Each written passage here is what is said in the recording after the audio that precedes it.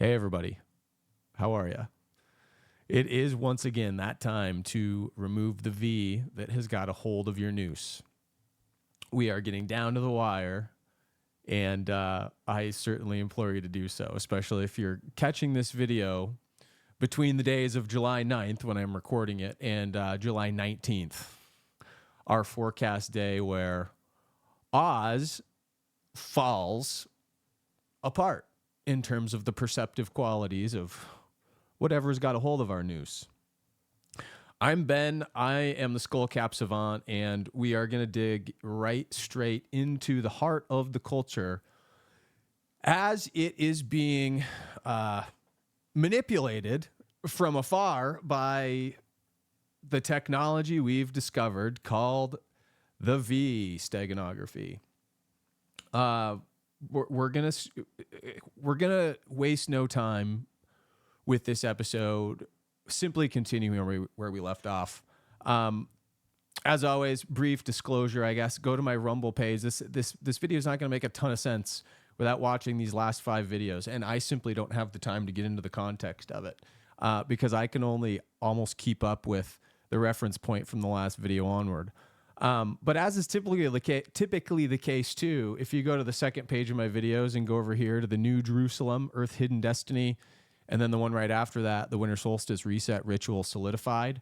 If you watch those two back to back, also some of the more astrologic key markers that we're going to reference in this video in particular will make a lot more sense to the timing that I'm referencing. Okay, so like I said, I'm going to waste no time here. Our supposition, based on what we found out in the Super Bowl this year through commercials and whatnot, is our Earth Grid Control Network themes, where the assumptions, having used the V steganography and the research on this channel over the last several years, to draw conclusions that there's a technology out there in space, probably the planet Saturn itself, using the moon in some capacity as a mechanism to dampen our minds.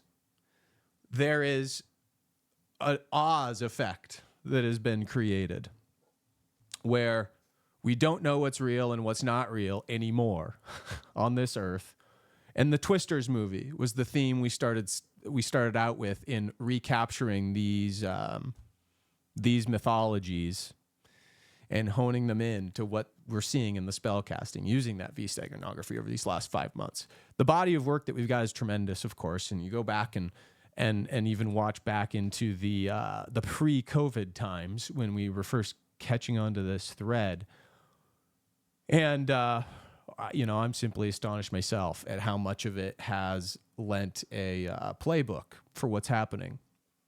So July 19th, in other words, to cut straight to the chase, again, is the day that Twisters comes out. With the themes we've been using regarding the V steganography, we've now arrived at this conclusion that the technology out there in space is playing a part in this thing called the eighth sphere, of course, with Rudolf Steiner's lecture. This is a large part of our research, his lecture V, his lecture 5, where the Earth is got this extra capacitant dampening or something to it. And it's using this magnetic Luciferian or Ahrimanic, as he's calling it. It's kind of like this anti-spiritual force against our minds. And in reference to everything, what we've determined potentially is that, because of the effects and the research that we've done and the conclusions we've had. Here's Saturn right here, by the way. Here's a picture of the moon closer to us with Saturn reaching it.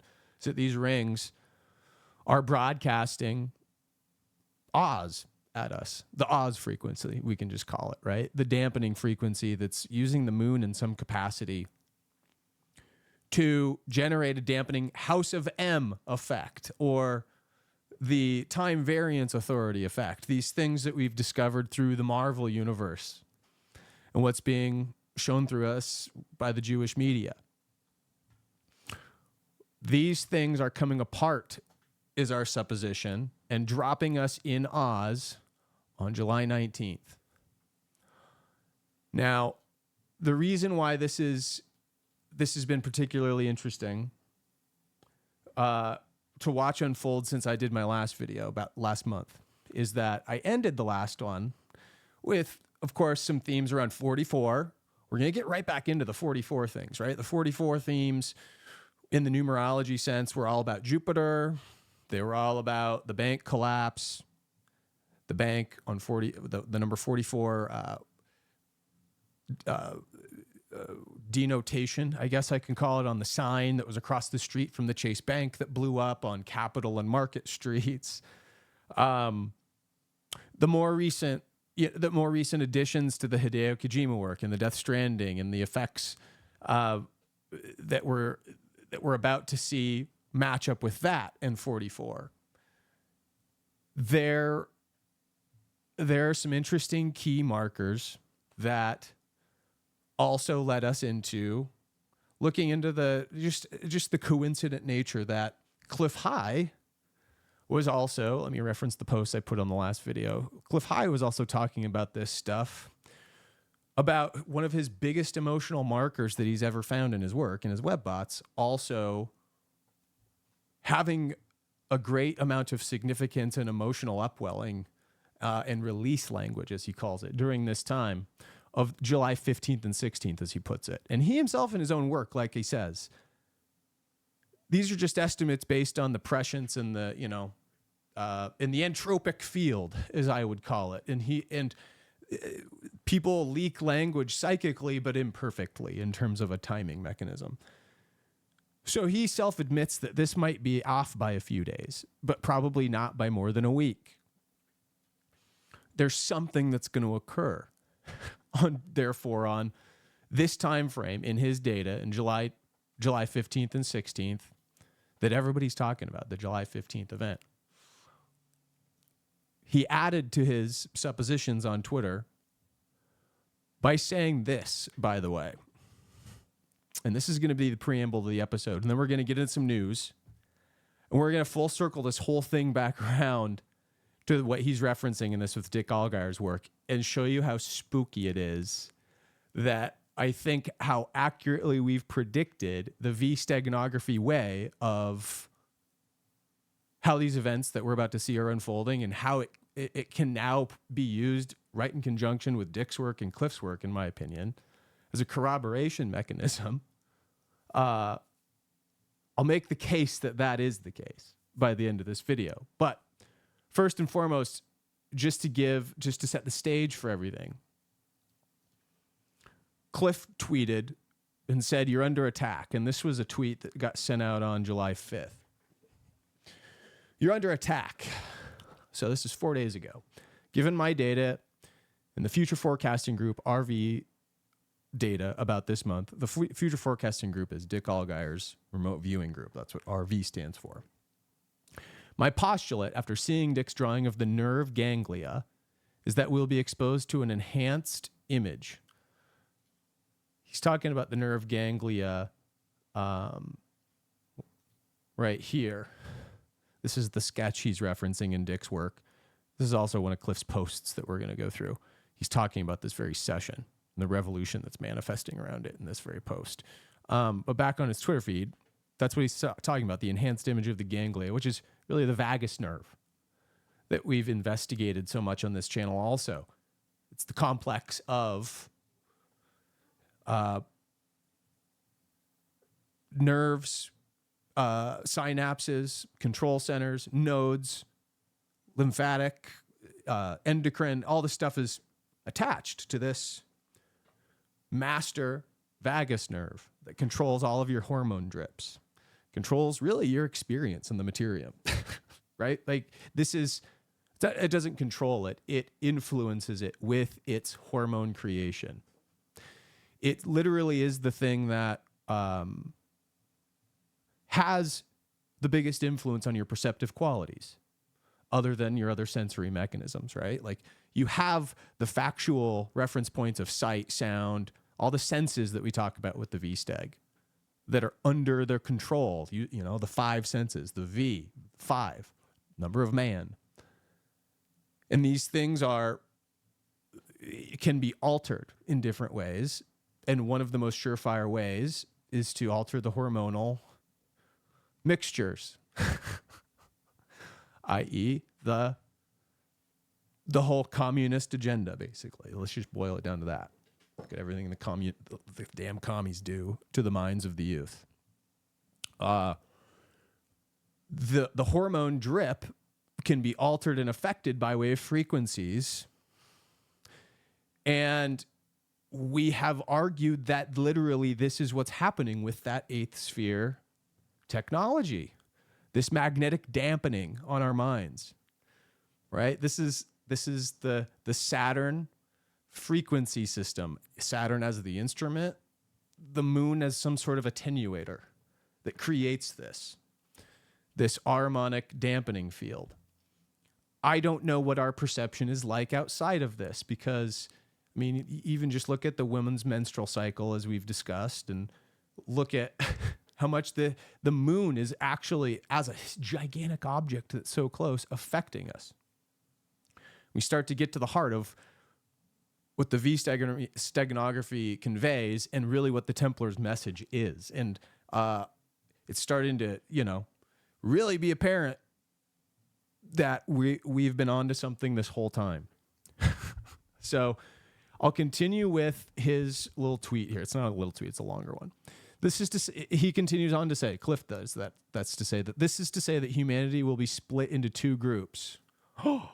Sound anything like our two parallel paths of humanity, guys? Like, oh my God, it's the same set of language that we've been using in this community for, 3 years relative to the V-Steg.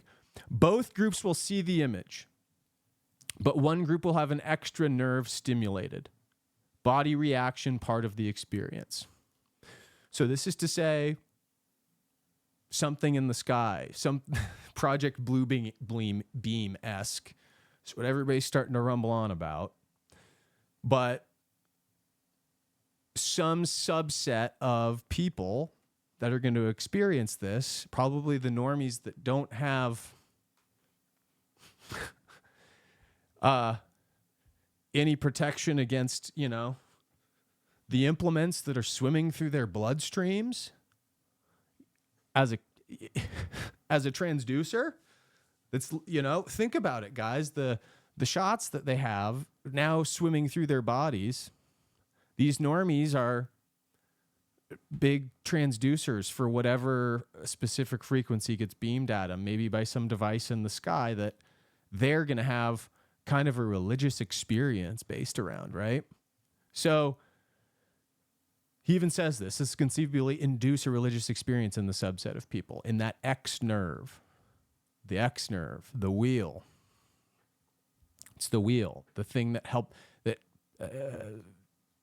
is the spinning wheel, the revolution, the tarot card that symbolizes time of itself. How are we being dampened from experiencing time with regularity, I wonder? Is this big dampening field just a big cozy rev mirror echo effect where we are in a prison of time? The Dormammu situation from Doctor Strange. Cliff's tweet is just resonating with all of our work, right, guys? I mean, if you've watched all the work, this is making sense to you. If you haven't, you've got 7 days worth of catching up to do. But anyway, continue onward. Those who experience the enhanced nerve stimulation may have justification for thinking that they have been in contact with a deity or see an angel. And this is what's crazy to me also, guys, is like how Elijah describes the Elohim in the Bible, the shining ones. Just a second.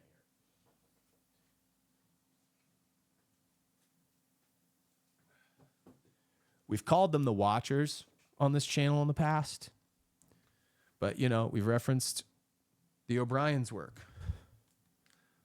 Christian O'Brien and his wife Barbara. The Shining Ones, the Elohim. These are beings that may just be visions in and of themselves. And I've been considering this deeply, right? Like, if we go back to, I wasn't even planning on going back here necessarily in this episode. I don't know if I even still had it up, but we've been talking about the Mantis, Operation Mantis. I do still have it up. Operation Praying Mantis. Who is the Space Ghost? Who is the Space Ghost? Zorak. Being imprisoned up in the Space Ghost blob that we looked into in the last episode. Hideo Kojima's work with 1984 being the year that the Diamond Dogs ran their operation from these platforms. Okay. These themes, along with the very work that Cliff has done in the past with his psychedelic experiences and meeting the Mantis beings,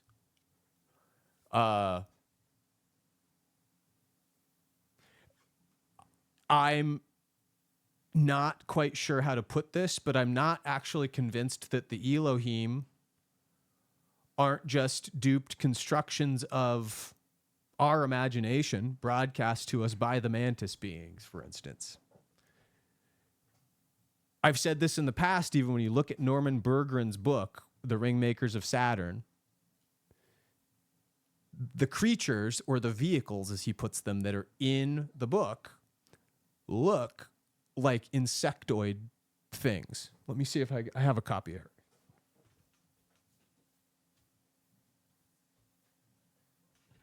Here it is. I do. I got a paperback copy of it. I've got a few copies. But the vehicles that he is doing the artist renderings of, like this. Like, look at this. This is the little nodule right here, this white nodule that he's talking about was the very endpoint by which the moonoid objects were being made. They were being synthesized by these things. Here's a side view in a model reconstruction. They did a 3D model reconstruction. Just a sec. I gotta sneeze.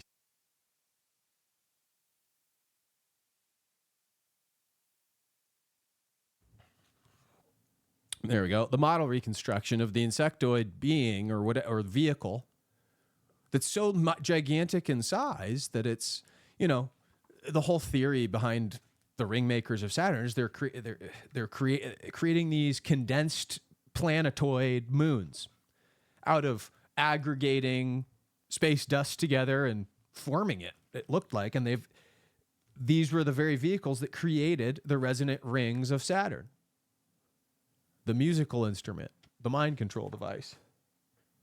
So I'm starting to try and put all of this together in this hyper novelty world, as Cliff talks about, and wonder if what we are being shown and what our ancient relatives have been shown and what the Jews actually worship in the Elohim is a construct of their imagination. That the Elohim are really the Mantis beings fucking with our heads. To that degree. Literally to broadcast a different image of what they are onto us. Just has been talked about. These resplendent beings that are much more easy to persuade somebody. If you're this ugly Mantis being, you're not going to be very charismatic, for instance, right? You're not going to do very well to subjugate an emotional race like we are. And therefore, there has to be subterfuge that's used probably to reach the ends that they have. And I'm not convinced, right, that these Mantis beings that look like have got a hold of the Saturn device and have recreating it aren't the very space pirates that we fear the so-called Elohim to be. Do they themselves call themselves Elohim? This is starting to get a little bit wonky with me, but we're gonna start to find out here after July 19th, right? What's gonna be crazy is to see how closely Cliff's data actually falls to the 19th. We'll see how correct we are in some of this stuff and how much evidence and factual grounding there is for us to suss through this right away. But I am throwing out some possibilities now that I'm really diving into this before we get into the news that I simply want people to consider. Because again, we're going to come back to this stuff in the remote viewing at the end of the episode after we go through the news. But anyway, Cliff also says likely there will be these people will be loath to be convinced otherwise of their religious experience. Think of trying to convince a Muslim that Muhammad was duped by an Elohim space alien. It's not going to work. And now in this instance, he will have seen the divine with his own extra stimulated vision. You know, all the Project Bluebeam thoughts. But the people, again, that have been poked probably are going to be the ones that have this induced extrasensory wavelength hitting their bodies. Whole body tingles, blah, blah, blah, he suspects. If he's correct, there's going to be real division in humanity. Again, the two parallel paths. Bluebeam's just a hologram anyway. Be advised that some of the woo people have a wild idea twisting on their stability. Maybe it could manifest into this reality around the 15th. So, this is going to be hard on all of us, guys. This is going to be weird. Whatever we're coursing into with Oz collapsing on July 19th, it's going to be weird. But before we speculate too much more on what's happening there,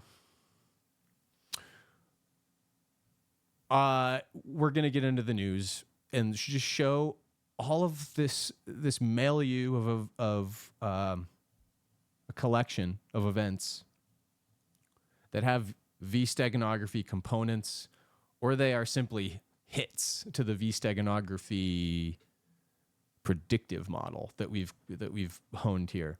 And the predictive model isn't really anything other than us recognizing the pattern being used to show us markers in astrology. Really, the markers in astrology are really the only is what it's grounded in. And so that's kind of where, you know, before we get back to the event, you have to watch the end of the episode to gather that back up. I want to show some of what's happened in the last month since we've sat down and summarized the other events that have happened in the world, because they are indicative of hits to the model that show us the pattern in the V-steg, in the culture that is being controlled, and how Oz is about to collapse. But before we do this, let's go to the astrology as part of our easing into that topic. It is now July 9th, like I said, and relative to all of these things that Cliff is predicting in his data, that the V-steganography also shows that Dick Allgire's remote viewing sessions and his team are also reflecting back. Let's take a look from the astrological point of view and just show everybody the beats, because starting on July 12th, which is just a few days away, and going all the way through to the 13th, and then into another bad alignment, we have some weird stuff happening here in July. The Venus-Pluto opposition, this is just potential for kind of turmoil, as Juliana Swanson is putting it. That's the name of the astrologer whose Substack this is. Juliana Swanson's Astral Harmony. I recommend to follow, because she's one of the more technical Vedic astrologers that I can find content where she actually regularly produces and contributes. So she's talking about there being potential for turmoil, specifically with Pluto opposing Venus indicating intense passions and control issues. There may be extreme emotional reactions that can trigger all kinds of pressures and upsets. So the astrology is not really factoring in for a very favorable emotional downplaying of what's about to happen either. It's lining very much up with Cliff's emotional tension, in fact. On the global view, Venus and Pluto oppositions are often associated with debt crisis, violence, insurgencies, floods, mass disasters, especially near waterways. Think bridges, right? There's more bridges that I'll show you today that have come up in the news. And devious power plays in business and politics. Dun, dun, dun, dun. What do we got going on in politics, right? July 15th, Mars conjoins Uranus and Algol. Rare conjunction. A time to be aware and mindful. Algol is the demon star, as they call it. Actually, I think she labels it here. Yeah. On July 15th, Mars will conjoin Uranus at 2 degrees of Taurus. Remember, Uranus is going through Taurus now. And this is this 8-year-long period where we talked about last time. Lines up with last time it happened in World War II, where very tumultuous, very altering trends occur in the social order. But the demon star is going to be conjunct at this time of these two planets and the star Algol. So Mars, Uranus, and Algol will all be conjunct. And this will be in a 3-degree effective orb that lasts from July 10th to the 19th, literally for the entire time that you can probably say that Cliff's emotional forecast window is in play. So key markers to watch, right? Mars in conjunction with Uranus is a classic signature for seismic events, rebellion, accidents, other kinds of shocking events. This is truer due to the intense conjunction with Algol, the demon star, which by itself is associated with power struggles, corruption, sorrows, tragedies, and disasters. The power structure elite are about to be exposed, is what would appear to me. I'll link this so you can see some of the other key points in the whole thing, but I will say the last thing to point at, and Juliana's right up here, is that the last time that this conjunction happened, also during the last Taurus, this is very important. Uranus, remember, was going through the 8-year Taurus cycle during this period in World War II, 1942, she's got listed here. But it was also a time when Algol was conjunct with it also. And the Battle of Los Angeles occurs, where you have what? A public event in the sky of some renown that appears to be a UFO invasion, where the military is involved and there's a big to-do about it.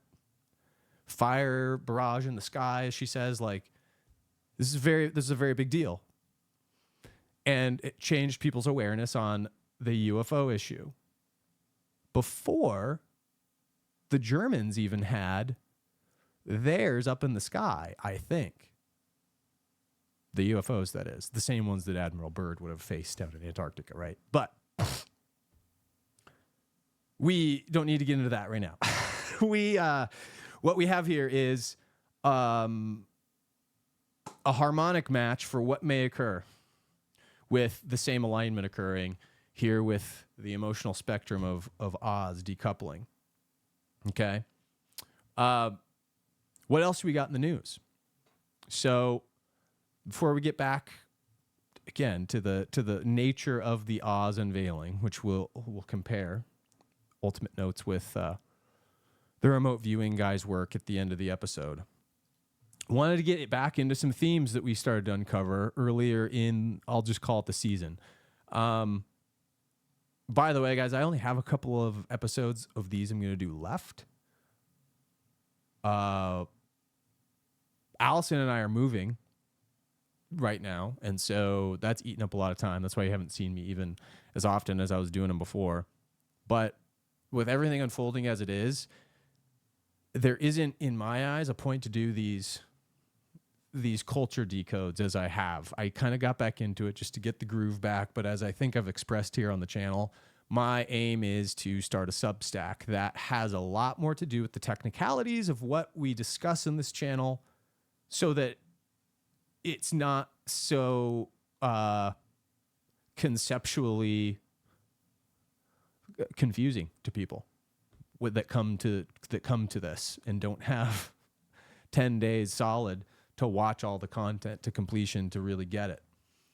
So, yeah, it's probably, I'll say it again at the beginning of the next episode that I record, but just for everybody's sake that's watching this one, this is probably the second to last. It's the penultimate episode that I will do for a while. And, not to mention Corey Daniel and I want to start doing regular efforts again, where we're going to do like a weekly show. We got to figure out what that's like, Corey, the Phoenix Enigma, and a couple others. I'll be switching formats up a little bit to do more of hopefully the discussion around these things. And I can point back to the continued research that I do around it, plus the body of work that has accurately shown the steganography in the culture, how it's unfolded with the timestamps that we've talked about, with the themes that we've also decoded, and made attempts to pick apart their meaning. And the meaning is really going to be the continued discussion around this stuff. But anyway, that's a long-winded way to say, these episodes are once again limited in their number. I'm going to do this one and one other one that's going to wrap up my thoughts around some of this stuff. But we did leave the last one, by the way, with this topic. This is going to have its own section. The McKinley Saga is going to have its own section in a Substack that I write up sometime. Samuel Untermeyer, by the way, that I was discussing being in the JP Morgan case, is everywhere. He is everywhere in World War history, being an instigator of literally everything. He's just poking and stirring shit. He is possibly one of the biggest pieces of shit that I've ever researched, and I didn't realize it until I started getting into this McKinley story and beyond. So more to come on some of this stuff, by the way, guys. But one of the things I wanted to point out, what's the tallest mountain in the world? Everybody says Mount Everest is the tallest mountain in the world. But actually, if you were to talk about McKinley having 15,000 feet from base to peak, not, as it would be measured as a mountain, not looking at the plateau of the Himalayas, which are already 13,000 feet in the air as the base, right? You would actually measure Mount McKinley to be the tallest mountain. So there's some subversion even in like the factual analysis of weird monuments, national parks. The steganography that reveals the secrets on some of this stuff is fascinating, guys.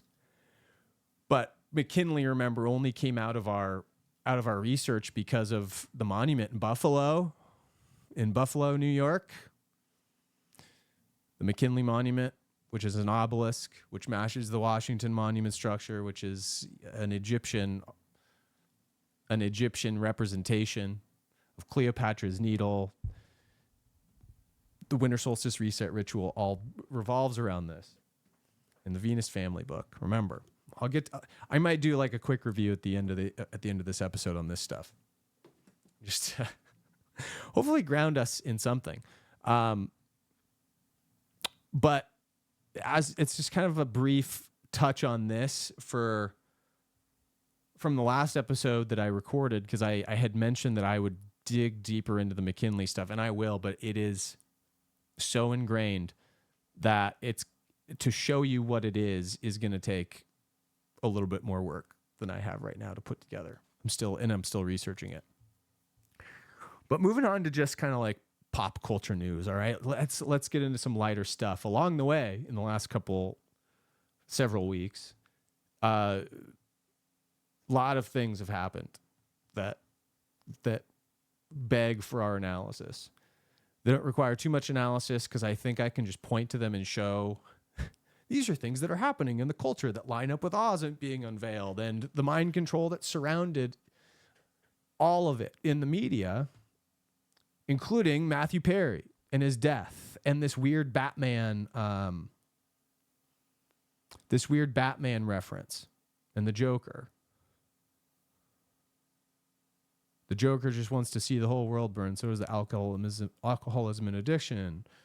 And there was much more to it than just the Joker references. He had a lot of weird cryptic steganography like things in his Instagram people were finding with his fascination with Batman. Of course, Batman is central to the V-Steg, the whole mythology of it. Well, wouldn't you know that on June 25th, June 25th,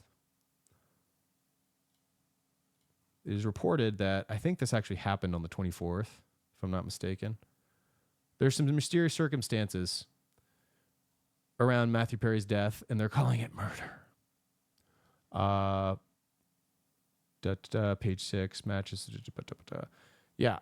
So now he's being this whole thing's being investigated for murder. This is what's happening. Charlie Sheen's wife is involved in some way, maybe, but the story is peaking back up. And what's really behind the mirror? It's really behind the curtain, rather, I should say. The mirror is a different reference point. But it's being alleged Matthew Perry's death was based on an overdose of ketamine, which may be the case. But how was it administered? It was becoming seen that Brooke Mueller may have been involved. Had an unexpected relationship that formed during the time in treatment together. So they were going through rehab together. Other than that, we don't know much, but it's all wrapped up in some sort of a mystery with the Epstein Island trafficking, I would allege. When you go look at all of the beats surrounding it, it's very much like Isaac Cappy like. Let's just put it that way. And in that, I think this is probably going to be one of those stories that becomes part of the awakening process when Oz comes and busts through everybody's paradigm like a Kool-Aid man through the wall.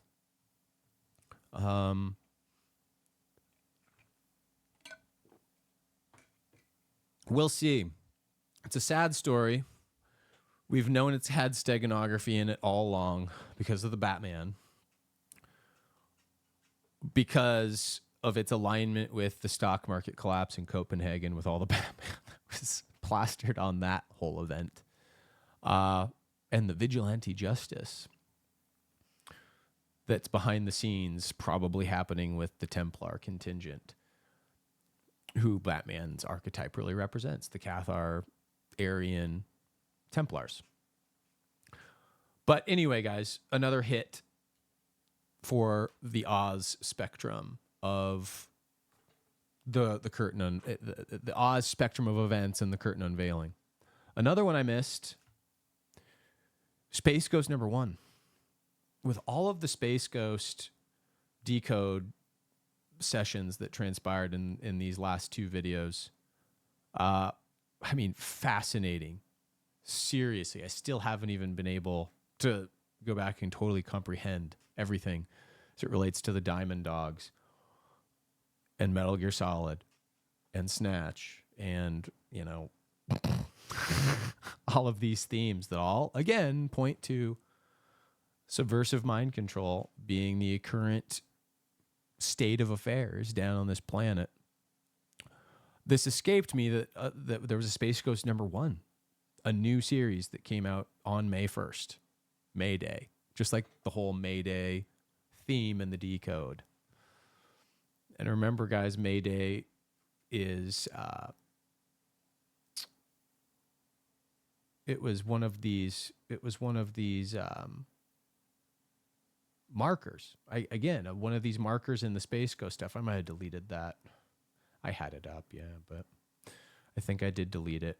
If you go back to these episodes, you'll know about the references to May Day. Let's just bring up May Day the holiday to show the Wikipedia celebration, the European festival. And it doesn't, it's not even showing it. May Day relative to Labor Day is what we were getting at. International Workers' Day. Here it is. This is the more traditional Labor Day in the rest of the world. And the late labor rituals of the earlier work that the V steganography is pointed to would indicate that this was a very significant, recognizable steganography marker. The Space Ghost episodes that we were investigating the most, the boat show, the bat mantis, Snatch, they all had that really weird, resounding steganography connection and all had the mind control component to them as the through line for the V-Steg. So the May Day, Labor Day release, literally on May 1st, for the #1 new Space Ghost series comic to come out to line up this year in 2024 with all this stuff is crazy. But here you have it, guys. It's a new series, and I missed that. Here's the on sale date. Here's how you know it was on literally the 1st of the month. Bam. May Day. So more weirdness continues. More hits with Space Ghost. And then, oddly enough, this is another thing that's been going across the internet over the last few, I guess, days. Yeah, just the last few days. There's this rumor that Cartoon Network is shutting down. What's that all about? Remember, Cartoon Network was created out of the Space Ghost ethos. Cartoon Network didn't exist without Space Ghost. Space Ghost was the very first Hanna-Barbera like amalgamation thing to be animated and shown on the network to kind of prove it as a concept, and it became very popular. But the Space Ghost Industries moniker got cut for, I forgot what they ended up calling it afterwards. But the whole concept of broadcasting a signal from the Space Ghost planet, which is, maybe just another name for the moon, with Zorak the mantis there as, your sidekick. It lends credence to the fact that there may be a match with, again, what's happening from the moon being explained through the steganography and the Space Ghost's mythology. Now, where my head went with this rumor was odd because all the Space Ghost stuff is coming to fruition here in 2024. The Steg, just like with the Batman comics, we were pointing to matching up with year 0, which was 2020, year 1, which was 2021, year 2, which was 2022, and so on. We seem to have caught the steganography wave to correctly interpret the timing of events that the Space Ghost episodes are pointing to. How do we know that? Well, we're grounding him with current events like Jim Carrey and The Mask and Mark Hamill and his appearance and what he said at the press conference last month. You see what we're doing? I mean, these events are happening in real time. They're happening on key dates as we're living through them, and you can reference them back with steganography to match the mind control themes that were created in a series in 1994. It's so crazy to me how orchestrated this all may be.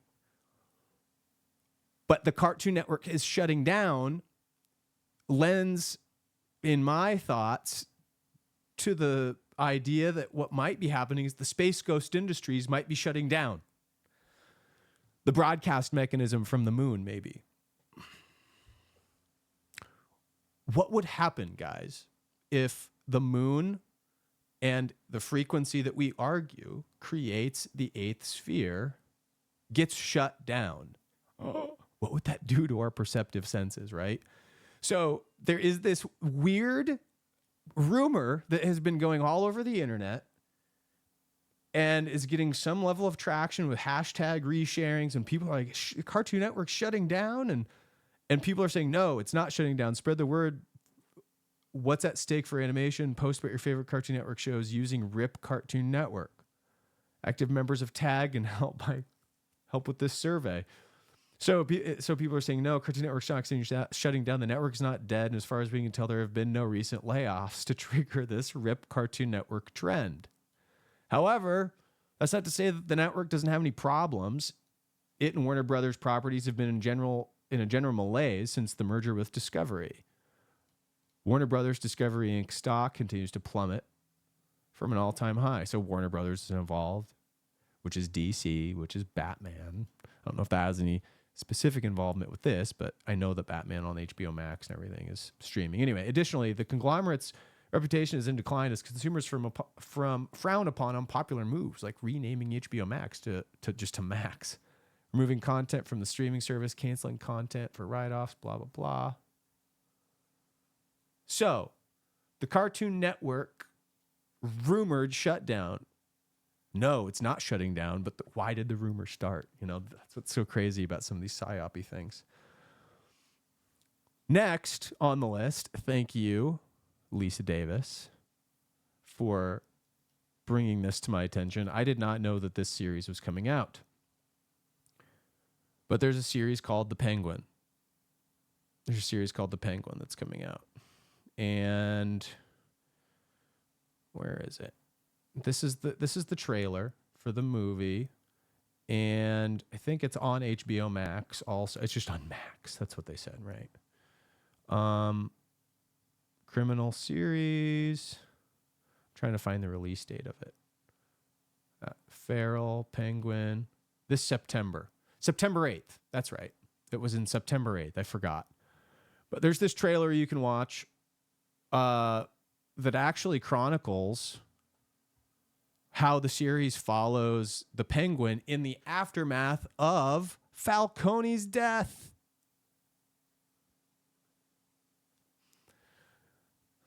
This doesn't blow anybody's mind like it did mine. You don't know my work well enough. You got to do some reading up. Guys, if we go back to my work that I did on Batman and the mind control and how it factored into the House of M effect, the very dampening of time, in some way, our perceptive qualities with experiencing time not quite right. The themes in Batman not only reflect the Wetico that we have to overcome, our own interpersonal jihad, right? Really like the Aryan way, but they also are reflective of humans as a whole and this struggle that we all have to go through. And then in addition to that, the calendar rituals. Because our perceptive time is dampened, we're experiencing it differently, even to the degree that our calendars should just as a mechanism of measurement be 13 months long instead of 12 months long with 28 days if we're matching up with the moon cycles. But, just a sec. If you recall, in this comic, the calendar rituals, this is the long Halloween. That's what we were covering in these videos here. The long Halloween, the very end of it, where all of the murders were committed with a .22 caliber rifle. The calendar man was at the heart of all of it, who was manipulating Falcone's son. Read this. Go back and look at my older work with all those Batman episodes, and you'll get the point. But the steganography was deep. It was what we were determining. And the Penguin is picking up right after this series leaves off, right after Falcone's death. I've never seen a fiction pick right up where this one left off, other than the further Jeff Loeb series with the Dark Victory and everything. But this is the rise of Penguin and Oswald Cobblepot, who they're calling Oz in this situation. Look at this. Boom. Boom. Oz. Ooh, that's not the right color. We want blue, probably.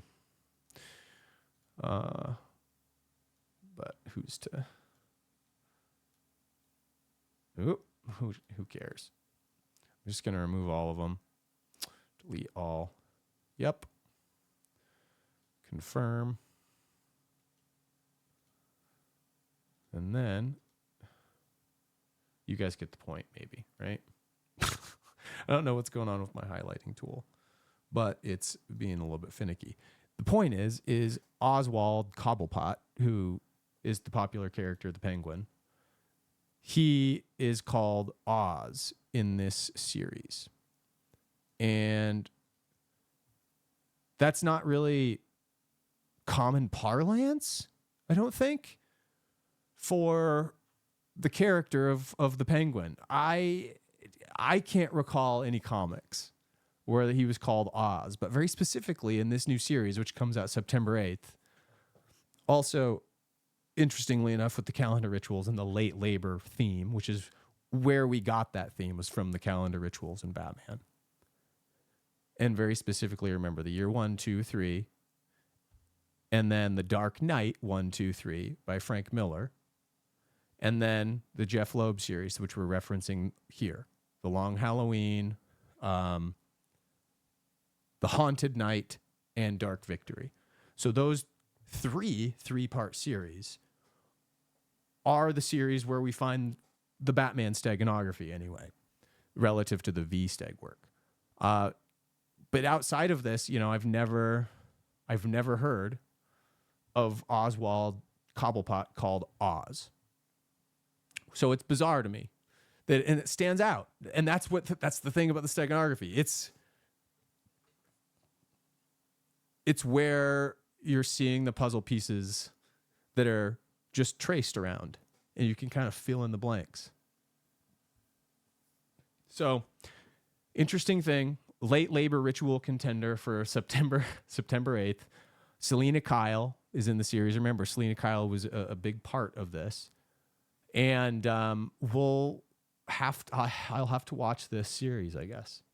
Not going to report back on it. This is going to come out too late for me to do these culture decodes, because I'm quitting. I'm quitting doing these. I'm going to do different format stuff. I'm not leaving you guys, but I've just the world's changing into a place where it needs my skills to not just sit here and decode culture stuff. I need to contribute and apply the cipher in ways in the war that we might need. So watch the trailer. I'll link that in the description. I think I shared that the Wicked Oz representation of the Broadway musical is also coming out. This is pretty woke, I'll say, but that it's coming out is also another hit. That's all I'll say. I mean, we don't need to watch the trailer. I'll post that if you guys want to watch it. Next, we have Fly Me to the Moon. And I think I'm going to watch this one with you guys. But recall that one of the other clarifying and defining factors of why we think July 19th is this unveiling day for Oz-related mind control themes, of which it seems Cliff High's work matches up with and the remote viewer's work matches up with. Remember, we're going to come full circle to that again at the end. I'll show you this stuff. But one of the other markers was that on the 55th anniversary of the moon landing, more moon stuff, right? More moon stuff. 55 is V-steg through and through. If you've been with the work long enough, you know this is the case. At the 55 and 22 and 125, 52, 521. These are the V-steg components that are artifacts of the spellcasting being used, and they come up very heavily around things like the moon and anything with subterfuge that's faked that hard, like the moon. You're bound to find all of the mind control components of V-steganography plastered all over it. Well, July 19th is also, again, the 55th anniversary of the moon landing. July 19th, 1969 was when let's just call a spade a spade. The Stanley Kubrick version that was filmed in a studio, in combination of in a studio and then also in Hawaii. Remember the Buzz Aldrin picture that we had from last time? Let me show it here. This guy right here. Buzz Aldrin in Hawaii, in front of the very hill that he filmed. some of these moon shots from. Hilarious, right? Excuse me. So these things are part of the critical process of confirming that the steganography is live and well in pointing to specific key markers on specific days for the V steganography to take the highest amount of effect. And I think for those that are involved in dispelling it, showing, like, you know, the Templars, showing us the counter spells in the war for the mind. That's all I can say, guys. I mean, if this sounds crazy to you, then you just, I implore you to reserve judgment until you've investigated the work, is all. But we're gonna watch this. We're gonna watch this trailer. Here it is, Fly Me to the Moon, coming out July 12th, right at the onset again of all of these emotional turmoil events happening. It's kind of the opening of the window of the unfolding emotional spectrum that humanity is about to go through. July 12th on Apple, you can watch Fly Me to the Moon, a movie about a fake moon landing. I shit you not.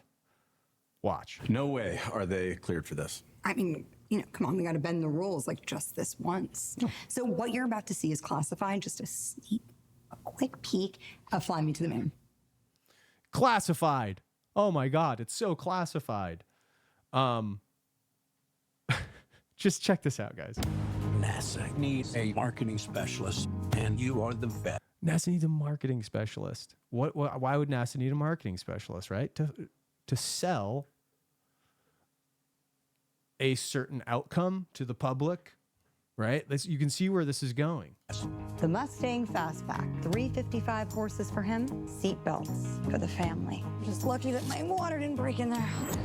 Hi, Ron. Why sell cars when you could think bigger? Fly me to the moon. Lift off. We have lift off. So she's selling Ford Mustangs. That's a nod to something we don't need to get into here. It's a nod to World War II, but we don't even need to. You must be the launch director. You're the killer from Manhattan. Change plans. Now that we know the whole world will be one. Project Artemis. Did you guys see that? Project Artemis. Where is it? Bam. Project Artemis, May 18th, 1969. What do we have today? The Artemis moon missions. Right? The V-steg that we've looked at for so long, with the moon being the thing that's the menstrual cycle that goes right underneath this lambda. This is supposed to be this big women's empowerment thing. But guys, like, we've been talking about the Artemis moon missions being laden with fakery for, I don't know, 4 years, 5 years. So again, this is a theme that we've covered these things in a lot more detail in the past, and I just need to show you guys as things are unfolding right at the precipice of the big event that everybody is going to be awoken out of Oz from, or, you know, put back into sleep with Oz. That there's that, you know, the people that took the poke are going to be hit with some frequencies that are going to get them into this religious state that Cliff's talking about, of the beings from the moon, whoever they may be, right? But again, it's a marketing scheme. Marketing is subliminal programming. V-steganography is an artifact of the subliminal programming that's happening to us. The mind control on our senses. Like, these, I hope, are threads that become repetitive in your mind, guys. Project Artemis, May 18th, 1969. So they're kicking off this Project Artemis all the way back then. This is, of course, matching up with this 2024 initiative of Project Artemis and the steganography involved in that. Anyway, on we go with the rest of the The trailer. whole world will be watching. We Whole need world. backup of the moon landing. Look at this You mean set. to fake it? What? No one can ever know what we're doing. I cannot accept that. They will shoot you. What is my budget? July 12th. All 11 is a go for launch. Places, everyone, look sharp. If you fake this mission, everything that we have sacrificed will have been for nothing. 5, This order from the tippy top. 4, We can't cross the wall between. 3, Going around the corner, we'll see you on the other side. 2. And action. I want you to walk as if you're carrying your mother. She's frail, but also heavy. Fly me to the moon. Bam. And if you guys look at this right here, just the shape of the logos that they're using here. If you look at some of the posters for this, this is double backed, like it's like an Atari symbol. This will I'll get into this later. But if you look at the poster work and everything, you'll find this kind of like reflected and also shooting upward as if it's a rocket. But a fake moon landing movie on the 55th anniversary of the moon landing that was faked in all likelihood. All of the things that we've talked about with For All Mankind and how the Russians were all involved with the Americans because they were all communists together, of course. After the Eisenhower presidency, everything was pretty boned up top in the ranks of the United States government. But right here in this key window of this, these few days that we have, guys, 10 days left until the 19th. What's going to happen with the moon? Saturn and the moon. Remember the Taylor Swift iconography on her Instagram from a couple months back near the Super Bowl. Saturn and the moon, the gold and the silver lassos. Symbolically creating different sets of enslavement, let's just say, right? We'll get back to this side of it later, but I guess since we just talked about the Fly Me to the Moon component that resembles the Atari component, the Atari symbol, look at one of the Paris 2024 Olympics logos. These are a couple of the alternative logos that the Olympics in Paris are going to use that start on July 26th. We'll get to that by the end of the episode too, but since we just mentioned it, I might as well show this here. Oop,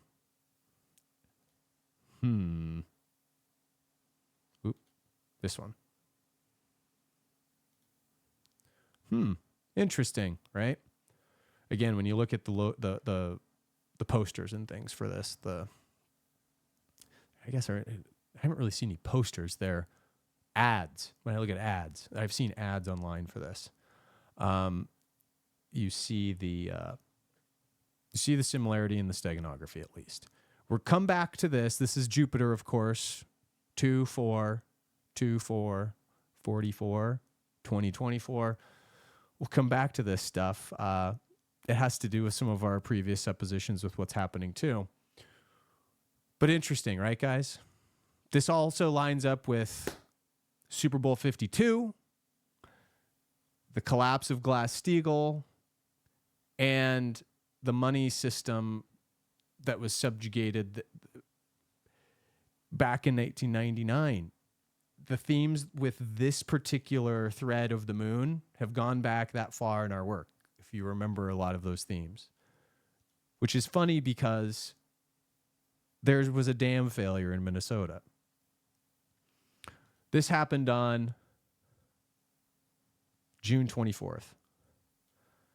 The same day as the Matthew Perry story broke, and also the same day as where was it? Julian Assange was let out of prison. All these things just happened all at once, guys. So here's a Twitter video of the dam breaking. There's a video of that thing. Here's the Zero Hedge article of the overhead photos of it. it basically just busted around this bend here and got around where the water reservoir was being held back. Was it sabotaged? I don't know. There used to be a road that went across here.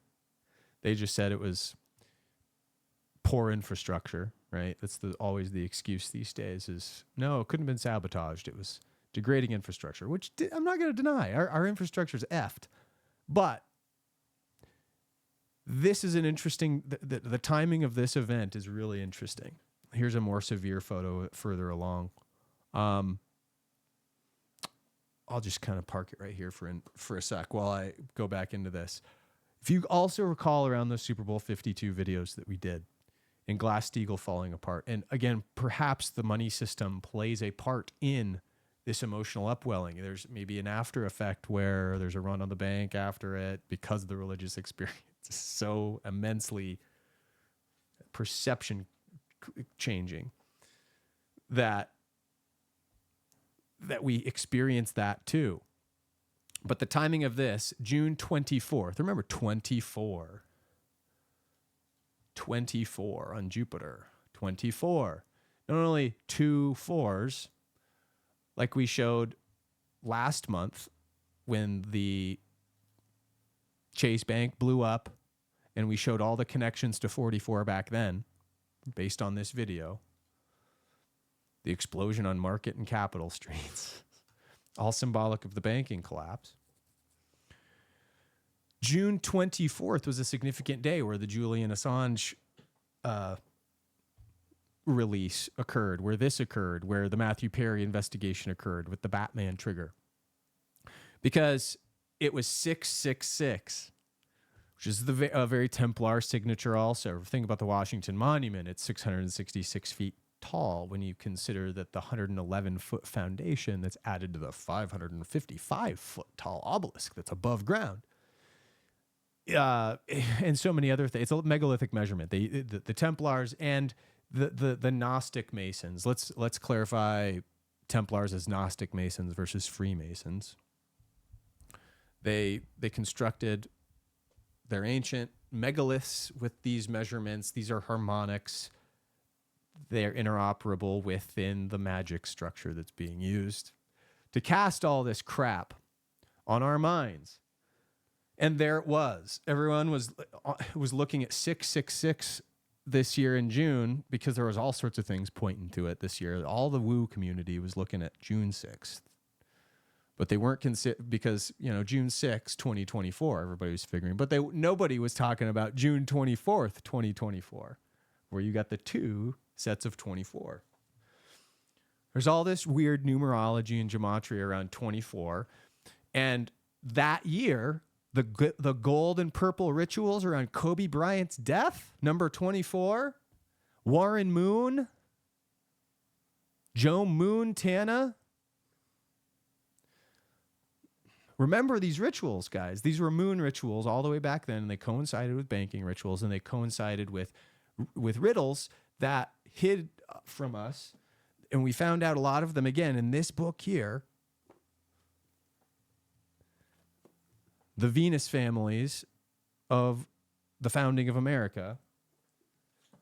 And what some of these patterns have to do with the ley line network underneath where these structures were constructed. And most importantly, the Kensington runestone that was placed in Minnesota. So, as you may or may not recall in the book, and in a lot of Alan Butler's later work, he's actually expanded on. Alan Butler is one of the co-authors of that book. He became a Mason. I think he became a Freemason, unfortunately. He's not a Gnostic Mason. He's a student of the Templars, but I don't know if he really sees all the patterns in the steganography that denote Templar involvement in things. But he's still really, really solid at pointing out patterns because he's involved in that world. He's entrenched in it. But he has a whole body of work around the Kensington runestone, which is an interesting artifact that the Templars placed in Minnesota at the head of tributaries. They found this spot that was connected to so many water tributaries that based on the old land claim rules in the day, which is what these rune stones were used for, by placing it at the specific spot that it was found back in, I think it was the late 1800s, that it was dug up by a farmer in his property there in Minnesota. It was taken to a museum. It was hotly disputed, saying this was a fake, this is a forgery. A forgery of what is what I want to know, you know?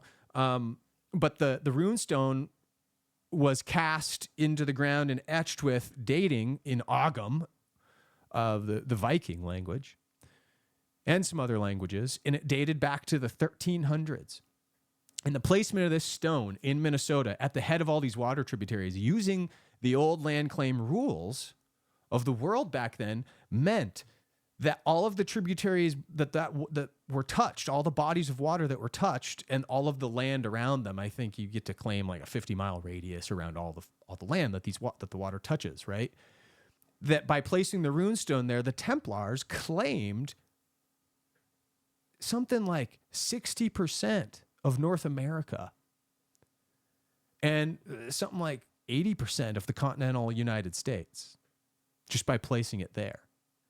Which means that we are in Templar territory. We've been in New Jerusalem the whole time, which is what the Earth's Hidden Destiny videos kind of get into with the rituals that convey some of this stuff. But again, just to ground you back in the work that we did to show some of this stuff, to re-illustrate it for you. That's why the dam breaking now is important.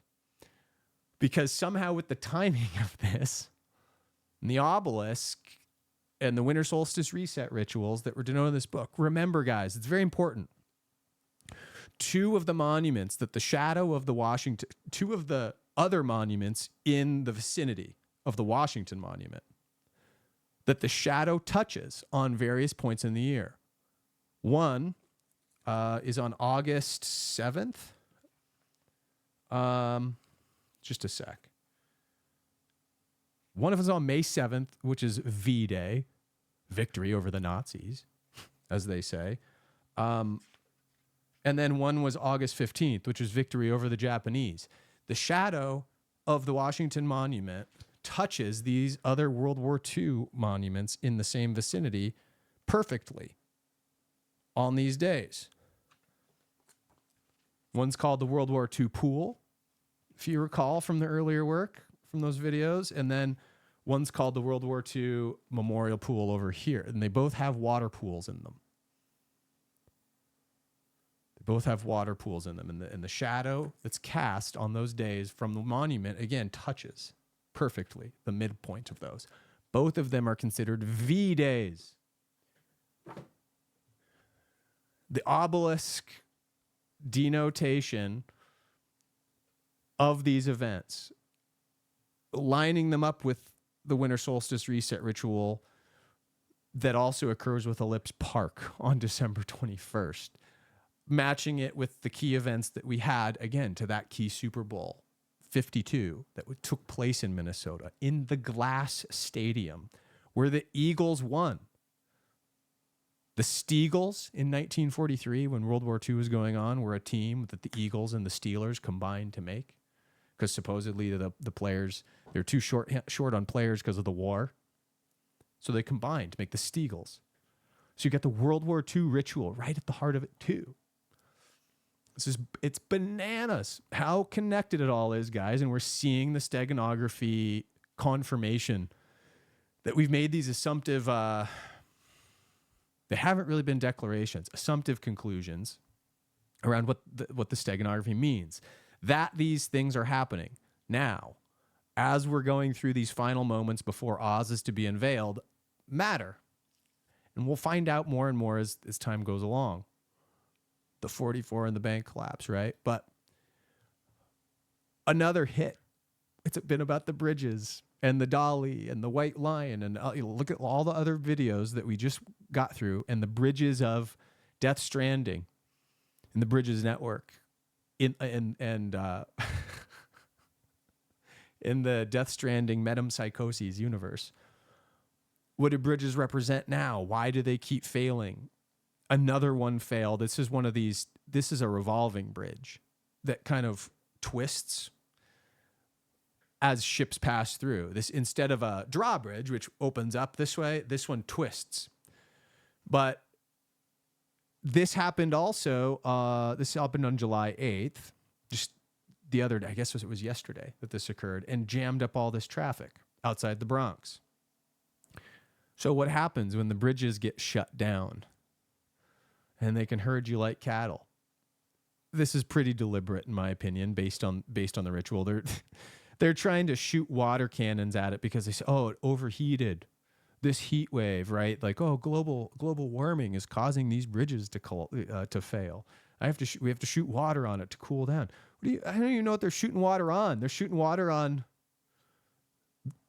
not the gears. They're shooting it on some railing, but wouldn't you shoot it underneath the bridge to the gearing system where it's got that pivot point?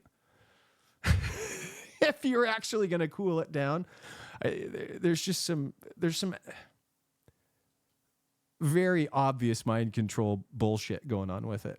Another story that just comes out today, and where Community Notes is currently figuring it out, is that the people have videotaped the Fed apparently having a fence in front of it.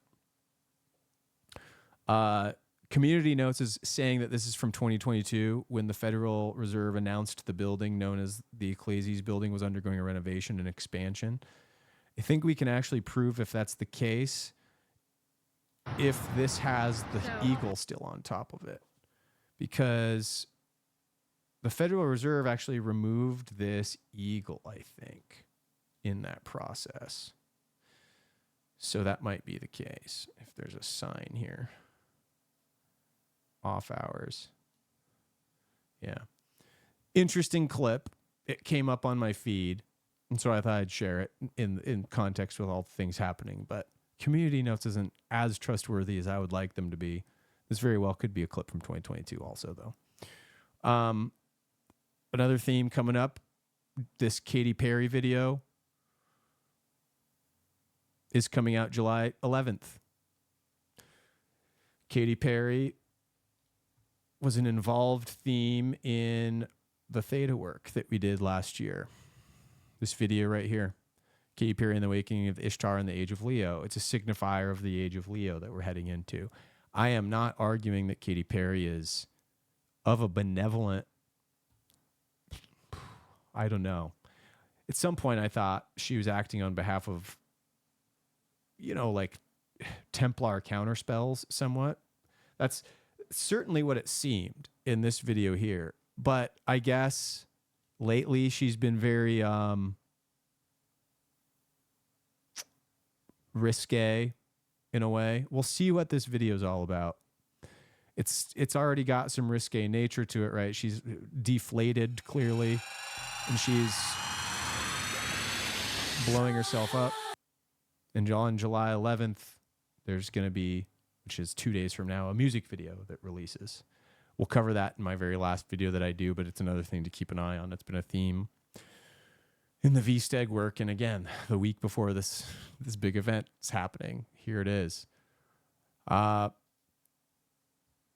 Here's another thing to make note of during COVID. In the 2020 year zero era, we had these monoliths that came up everywhere. And this also occurred at the end of last June. This is a funny meme. Donald Trump was what's inside of it. That's funny. But they took it down. It was found just like the other ones were, mysteriously placed in the middle of a hiking trail in the desert near Las Vegas. And police department took it down. What was this all about? Again, it still kind of is a mystery to everyone, I think, because really not sure if there's been a pattern that's been established other than it's reminiscent of the Space Odyssey 2001 themes. Of course, Julian Assange, the day of 6/24, 2024, walks off the plane. Now, I want everybody to pay attention to this. The VSTEG in this is very, very apparent. VistaJet. There's a lambda in the logo, and of course a V, and the red wings that go across it. This is Peculiarly,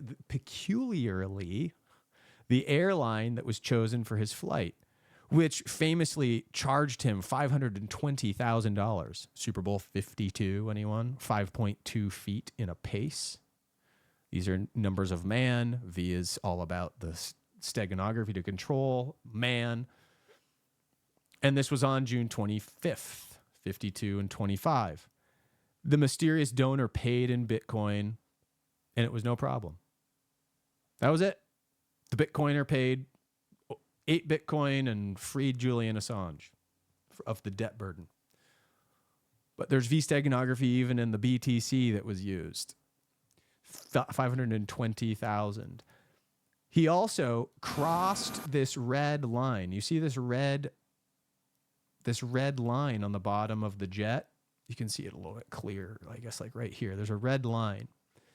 And there's a Q post. Back when Q in 2018, I think was still Q. For all the way from, remember guys, it wasn't that long of a period. It was like a 14 or 16 month long period where Q was still the same entity that began the whole phenomenon before the trip codes were effed up and before it all switched over to a different psyop. The awakening psyop that original Q has a lot of things to say about the crossing of the red line on these dates. So this kind of lines up with what a lot of people were finding out also about key dates leading up to something, some great awakening, the battle for the mind, right? Awakening the senses. But here it happens. He crosses the red line. He's a free man. He takes VistaJet. Steganography.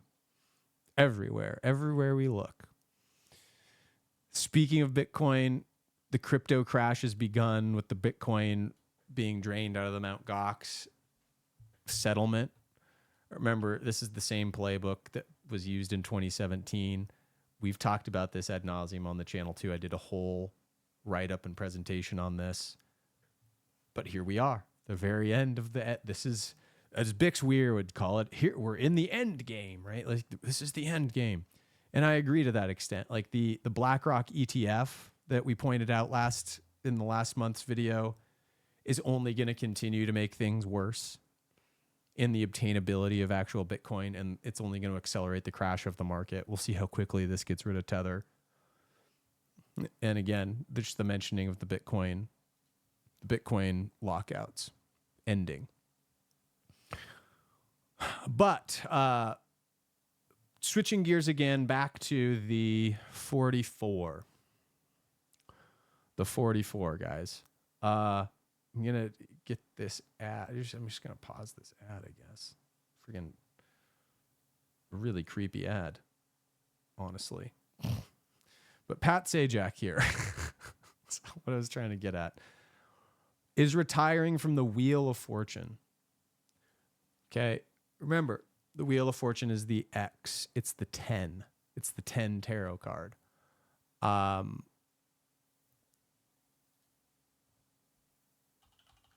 Of Fortune Tarot. We've seen this a million times on this channel. Not a million, but just to show you the Egyptian themes of the card. Of course, it's got the Sphinx on it. It's got Ahriman on it. This is a shitty website. This is just a shitty website. I don't know. Here we go.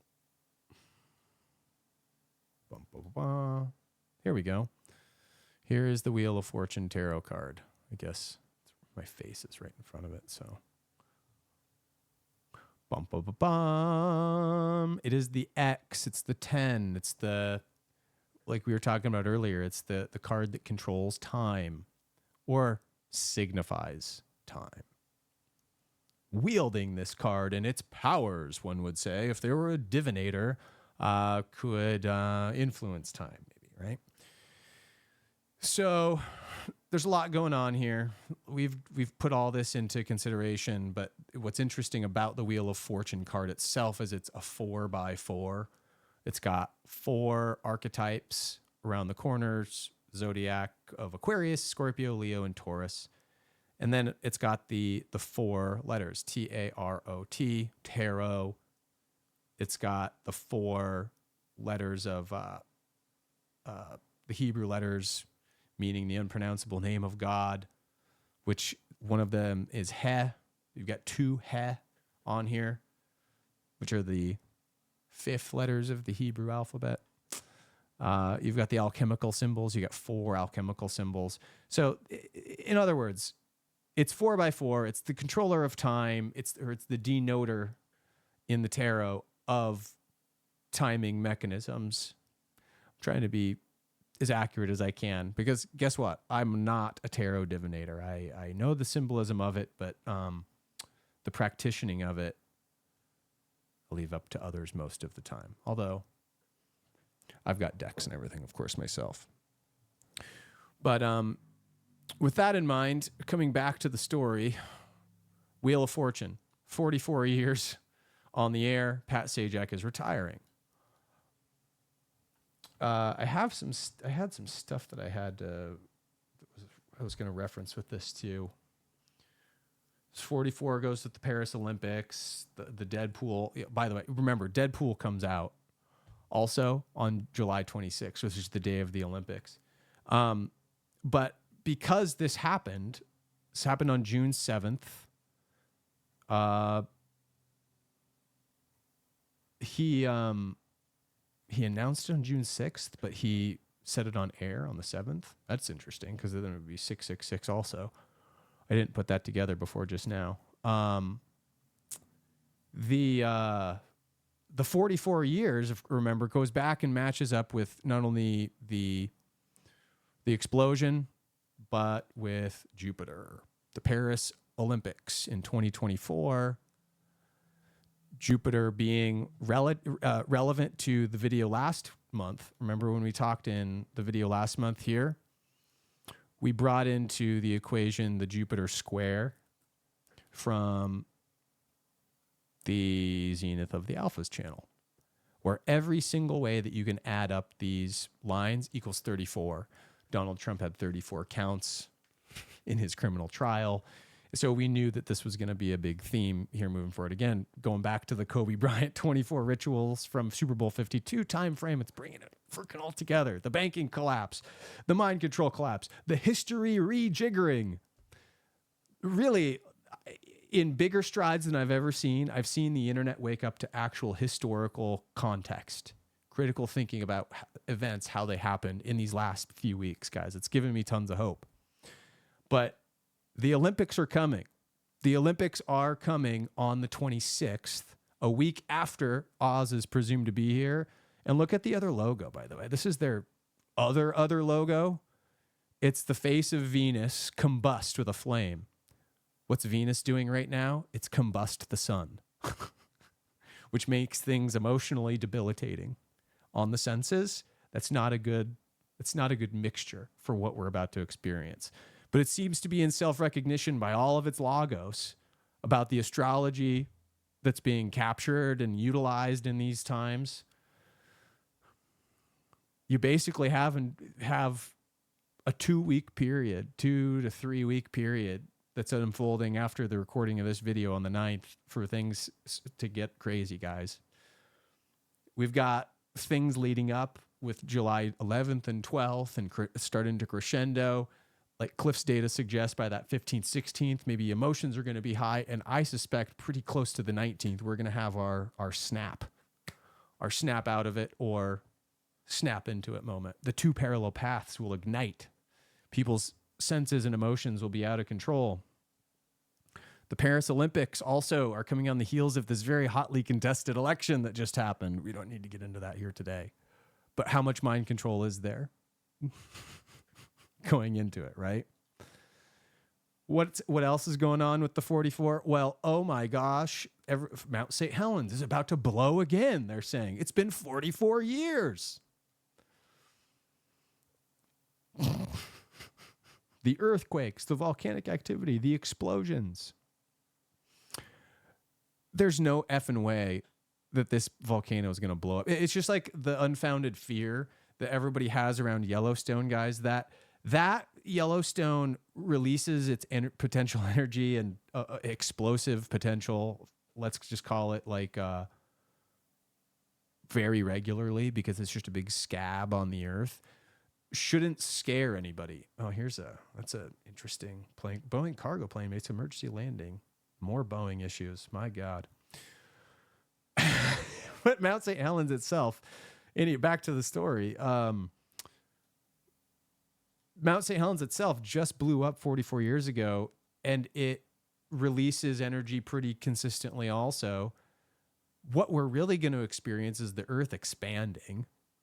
And I suspect that there's something to do with the mind control against what we're going to visually see with our own eyes very soon with Earth expansion too. More VSTEG concepts maybe, right?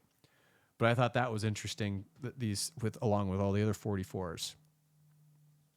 The Paris Olympics. Look out for them. Other Oz concepts, guys, time to wrap up our culture in the news segment here before I make my way back around to the point where we bring this home and I share with you kind of the weight of the thoughts that I've had about what my suppositions are and how things are going to unfold. Is that we do have a lot of the Buffalo and Oz concepts that matched up in the last episodes. The McKinley thread, like I've talked about, the O.J. Simpson thread, going from 19 to 1. Remember, July 19th, his changing of his jersey number. I shared that ritual of changing his jersey number. The guy who let me get my language straight. There was a video, the last video of O.J. Simpson alive was of him wearing a 49ers jersey, number 19. The guy that wore that number changed his number after O.J. Simpson died to number 1. What we're thinking that this ritual might declare or help assist in declaring is that on the 19th, we reset to 1. The 19th, our perception gets reset to 1, right? This is one of those other Buffalo defining moments, but Buffalo's in the news again too. And not for let the ad play on this page just to view it. Effing ads. The Bills become the latest franchise to support new LGBTQ flag football team. So, guys, you have part of the established opposition, the casters of the spells, the purveyors of the sorcery that the V-steganography is ingrained deep in us because of. Yeah, the Bills are becoming noteworthy supporters of an LGBTQ initiative for a flag football team. More steganography issues. And it happens in Buffalo. The other city we're concerned with, Kansas. We're not in Kansas anymore, Dorothy. Kansas is the first Kansas's attorney general is the first to accuse Pfizer of misrepresenting vaccines. This happened June 18th. We're not in Dorothy anymore, guys. Kansas lawmakers approve plan to lure Chiefs from Missouri. So Kansas City Chiefs and the Kansas City Royals are on the Missouri side of Kansas City. Remember, there's a border in between both of them. And they want to bring them over to the other side of the river.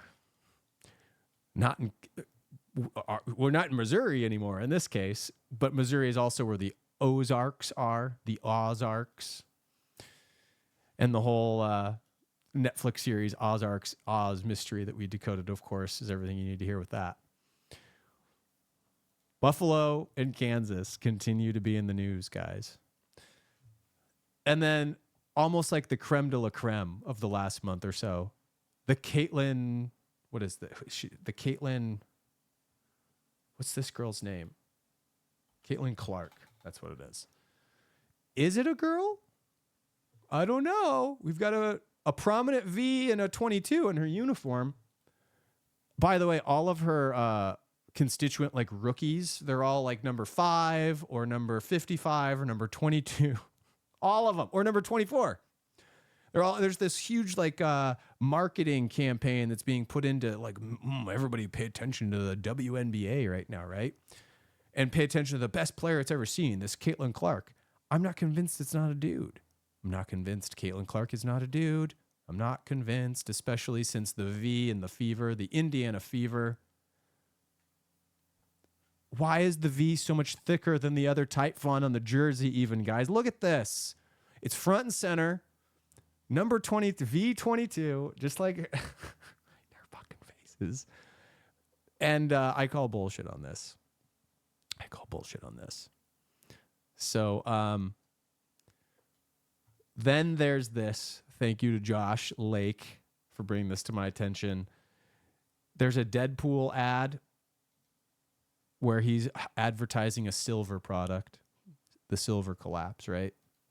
With the new Wolverine movie coming out July 26th. Remember, the week after Oz, where the time variance situation has collapsed. Maybe after silver has collapsed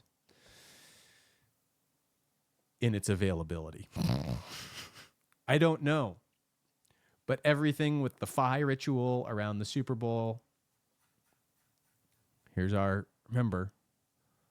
Phi. Phi is literally the Fibonacci sequence, just like in the Jupiter Square video that the Zenith of the Alpha did, expressing the Fibonacci sequence, showing the relevance in this square, this Jupiter square, and the numbers that are associated within a Fibonacci spiral, which equates to the Phi ratio of 1.618, which is the representative form that the pentagram unfolds in, and also has sides on each of its hypotenuse of what Phi is equal to in its own within its own dimensional structure. This is the basis of the V-steg, guys. The pentagram, the magic that's used, the frequencies generated out of this form to fuck with us. And the Phi ratio is all tied into, I think, within a threshold of likelihood, that dampened time effect, our eighth sphere, right? So, Heineken Silver, Wolverine, Deadpool, July 26th, the Phi ratio, V-steg at its finest. Here's one of the ads that they released when they called the movie Deadpool 3. They changed the name of it, but it did have a time when it was advertised with a Phi logo. We're about to find out, guys. The time variance authority is about to fall apart. So, with that, we are going to transition back to, like I said at the beginning of the episode. So let's reground everything. We've just gone through the news events. I think it's pretty apparent to everybody that follows the work. You know, we're right on track with everything, but I'm going to bring this home. And I'm actually going to try and figure out how to do this as coherently and cogently and concisely as possible. But with all the V-steganography work that we've been through and the Earth grid template that we started off with at the very beginning of the work, remember everybody, the Bridges network, the frequency manipulation apparatus, the frequency manipulation agency that's got kind of a hold on our life-death cycle, like the video game talks about and symbolizes. The Earth grid control network with the ley lines and the potential for capturing of certain energies with structures that are placed on certain ley lines and effects that can be used when frequencies are blasted at these chambers, which are just cathedrals to us, but are cathodes to whoever's beaming the frequencies at us. And the representative nature of, Buckminster Fuller's geometry, the interlocking hexagonal and pentagonal nature of things. The bioelectric field of the body and the Merkaba that creates, our own structure and resonates from the heart, the metaphysical man and all the Sephirotic rabbinical concepts that they use to try and cast these spells on us. These are all the templates we've talked about for years. And they've all led us to these conclusions that the moon and Saturn are within a likelihood used in a way of as a paired instrument where Saturn's beaming a frequency at us with the rings somehow, maybe created by the mantis, and using the moon as a space station that they maybe created, which is creating this dampening effect. Are the Elohim constructs of our imagination from the mantis, or are they actual corporeal things? We interacted with them as if they were corporeal in our ancient times, but were we doing that, or were we interacting with a mantis that we thought looked like an archangel or something? I have yet to determine some of this stuff. All of Cliff's, I guess, questions I have for Cliff, right? His previous work with his psychedelic experiences would infer to me that there is a possibility that that might be what's happening. But just in case it's not, and we have to prepare to do fisticuffs with the Elohim as they are, as the shining ones, as represented by Elijah in the Bible and such, then so be it. How can this little tiny speck in our cosmic sky cause so much damage, right? It's this one in the foreground that causes the most. Well, if this is the case, guys, this is the spooky part, because going back to the Cliff High's research and his latest Substack post that he wrote, essentially outlining what might be a Project Bluebeam event where there is a frequency component because of what's talked about in Dick Allgire's remote viewing session, where the vagus nerve is affected by some sort of mess of frequencies. The X nerve, almost like Darth Vader using the Force, as he's kind of talking about here, to create an induced religious psychedelic experience within our hormones. And then he actually makes a joke down here with this image. Everybody get your tinfoil hat on. I got my silver cap, right? I got my silver beanie, my silver line beanie. Will this actually help me? I think my shungite pendant and my silver beanie and the fact that I didn't get poked in my own self anywhere, these will all assist in me not succumbing to whatever this frequency is. But here's the crazy thing, guys. Like, I'm going to play a couple of clips from what we have so far in the story relative to the remote viewing sessions that Dick Allgire's crew did about what these July 15th events are. Remember, it's a double-blind study, or not a study, but double-blind sessions that they embark on every time they do these. And they get back results from the theta state that they enter themselves into, and they access consciousness. Here's what they're bringing back. Let me see here. Which order do I have to play these in? Yeah, I guess I'll just play it from here because I think I did get the timestamps correct before I played this. We're gonna start with their session. They're a team here, and this guy in the middle, I forgot his name. He kind of facilitates the tasking, and so this is the first time. This is several days ago, 2 weeks ago now, that this video was posted to their YouTube Future Forecasting group. I was a subscriber to this channel, a paid subscriber for quite some time, and then, since Allison and I are moving, we're trying to save on as many expenses as we can, actually. So I actually have not seen their whole session on this thing.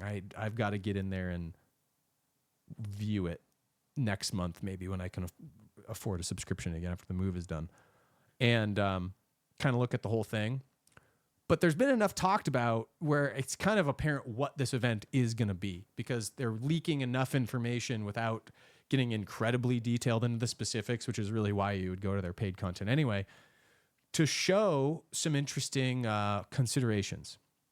So I'm only going to show Edward's, and I'm only going to show Dick's, just so you guys can watch this video on your own. It's 9 minutes long in its entirety, and it has some interesting concepts where the interoperable components of this event are kind of complex. But check it out. Edward Reardon's going to go first, and this is going to be what he sees from his session. Chomping at the bit, want to go first? I'll jump right into it. All right, Derek. That looked like... Oh, no, it's Derek. Sorry. So Derek is I guess we're not looking at Edwards. We're looking at Derek, who's up in the top corner, remote viewer X. I actually don't think we're going to look at Edwards in this one. It's this one that we're going to look at Edwards in. My bad. So Derek's remote viewing session. That looked like somebody in like a submarine or something looking through like a viewfinder. You know, I hear breathing quietly, complex instruments, calm floating feeling. And this is like, it almost looks, when you pan out, it looks like an eye, but it wasn't. It was like... So you guys see the shape of this, whatever it is, this craft he's drawing? You see how it's circular in the middle? It's almost got like wings that are flapping off of it. Keep that in mind. Keep that in mind. Looking through this viewing portal, him or this person observing this object in motion. And here was the object, and it almost looked like a bird flapping its wings. A bird flapping its wings, even characterized it that way. But it also had like this thing around it, and it was moving in this direction. It felt like there was a zero gravity, or gravity was a dynamic here. And then I thought, well, is it a zero gravity environment for this person? Because this person was wearing something like a, you know, maybe like a spacesuit or a diving suit or something like that. Some sort of pressurized suit. I could see machinery and equipment in the background. Again, I think this is maybe... He's looking inside this UFO craft, and he's seeing a human, oddly enough. A part of that viewfinder looking thing. Mechanical sound, riveting ping, operating machinery. Thanks, Derek. And you're going to find that... Okay, so that was Derek's. Now, when they get to Dick's, this is the thing that blew my mind. Before we get to Dick's, though, a little treat for you all. And I'll include a link in the description for anybody that wants to take a look at this. It's unlisted on the internet, but I posted this to my YouTube channel. On May 7th, I had a UFO encounter of my own in Scottsdale. So this is pretty close to where I live. And I noticed in the sky on a walk that Allison and I were on, some activity in the sky that was over the airport. So this is pointing to the north over towards Scottsdale Airport. It's as close as I can get. And I'm sorry about all the lights that are in this video, because they kind of occlude a little bit what's being seen, but it's so apparent that it doesn't matter almost. Like, this is an airplane coming in for a landing on Scottsdale Airport, and just beyond the airport, probably over the top of where the foothills are, where you would get this, you know, this... I forgot what they call these mountains, but it's where Tom's Thumb is, the hiking trail in Scottsdale. There are these craft that are fluttering exactly like Derek was characterizing them in this video. So check this out. So there's an actual airplane. And what's weird is, right as the airplane's flying by, you can see one of these things. You can watch above the airplane in this video. And again, you can have this full res for yourself, because I'll link this in the description. But right over the top of where this airplane's flying, you see one of these fluttering UFO objects that I think matches the description perfectly for what Derek was talking about. And again, this is 2 months ago now. There it goes, right over the top of it. And then it dives underneath it. And then there's another one just underneath it, kind of over here. I'm trying to zoom in as you guys can see these white objects.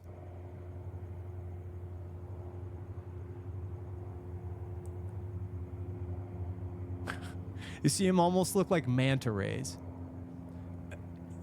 The pixelation, it sucks when you zoom in on iPhone stuff, right, guys? But I promise you can still see some of the fluttering even with the low res. But in high def, real life, these things were like fluttering, these wings, just like he's characterizing. And they just kept kind of circling, almost like manta rays in the sky, almost like UFO manta rays swimming around each other. And there were probably half dozen of them that you'd see. Let's see if I can get a different view of these things. And they just kept swimming around. So I changed views and went around here, skip around so you guys can just keep zooming in and out as you can get the idea. Circles.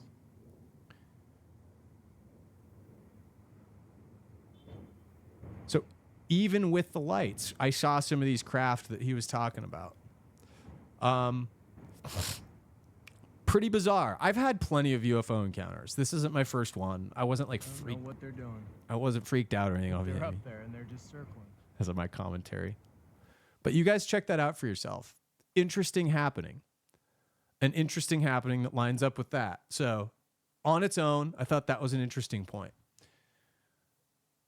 But here's where rubber meets the road, guys. I hope I've done a fair enough job building anticipation for this point in the presentation. But here's what Dick saw with the tasking of Cliff's event. Remember, has no context going into this, what he's viewing. But this is what Dick, who's the superstar of all of them, pulls out of the session. We're down to Daz or Dick.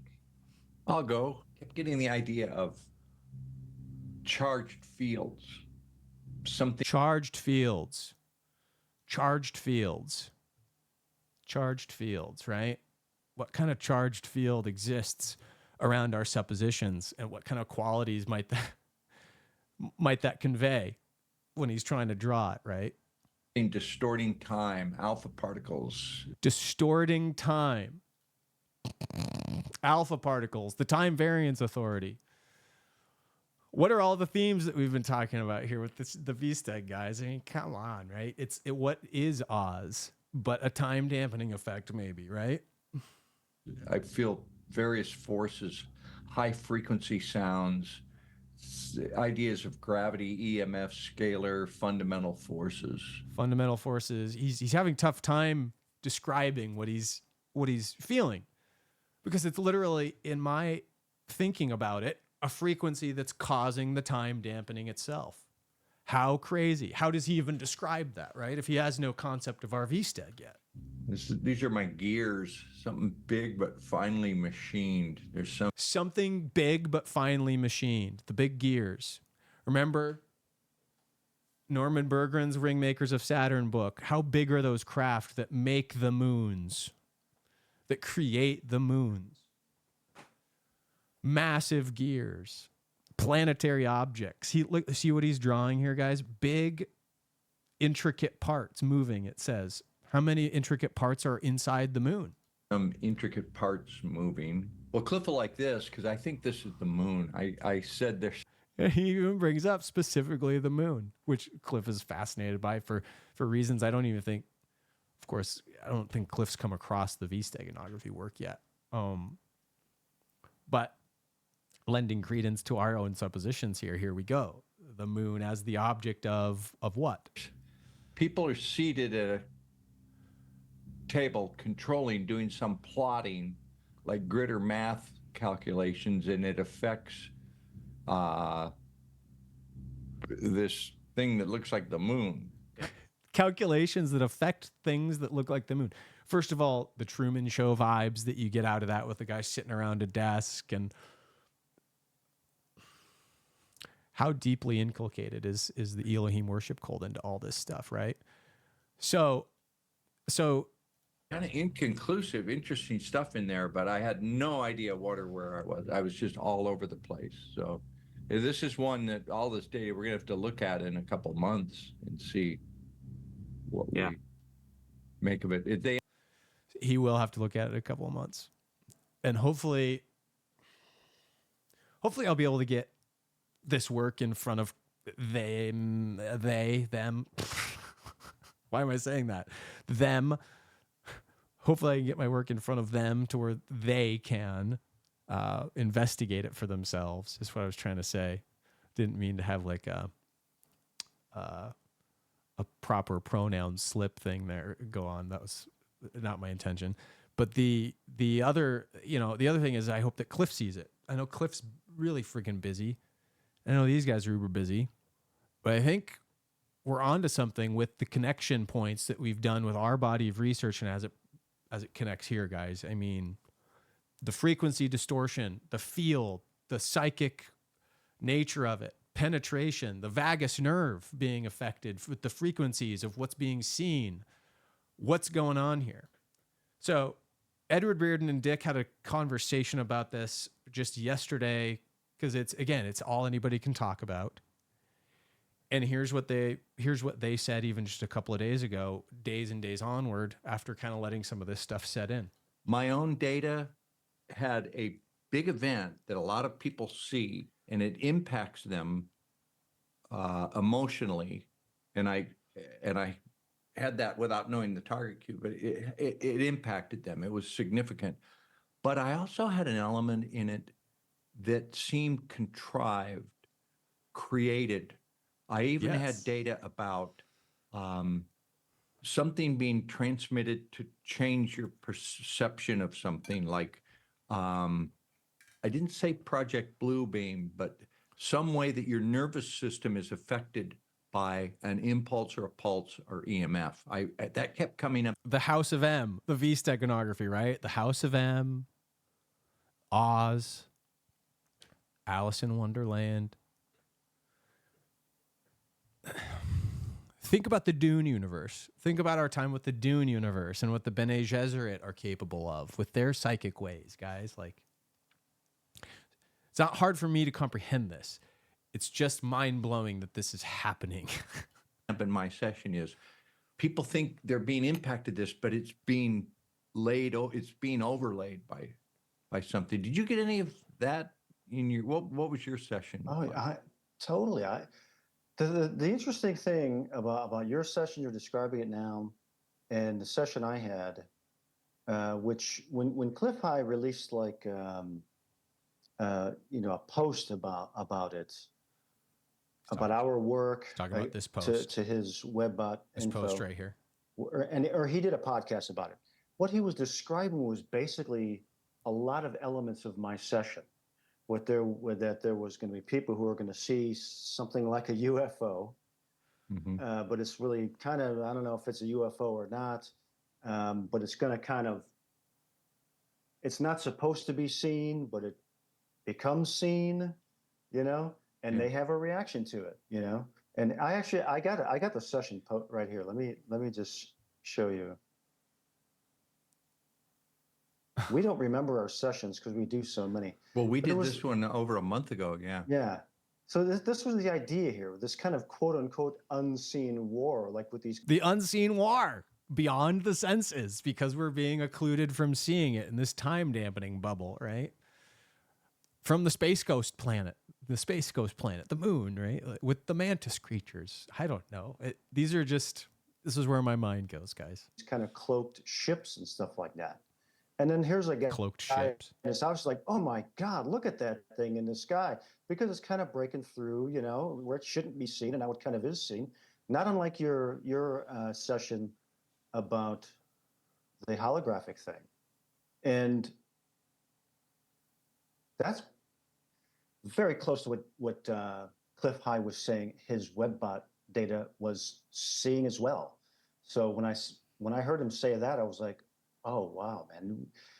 Again, I don't know. Are we picking up the things from the web, from the scrub of the collective consciousness? Are we picking up an event? I mean, that's what makes it just so fascinating. It is what makes it fascinating.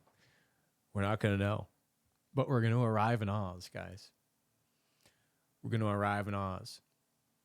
One more plug to the 24s before we leave the topic. And again, we're wrapping up. We're bringing this home. My work, this community's work, is matching up so concisely in the themes that we've talked about for 5+ years in this culminating moment to show us the patterns in the astrology, the patterns in the spellcasting and the language, the patterns in time dampening and sensory occlusion. History is faked. Science is faked. Monetary systems are faked.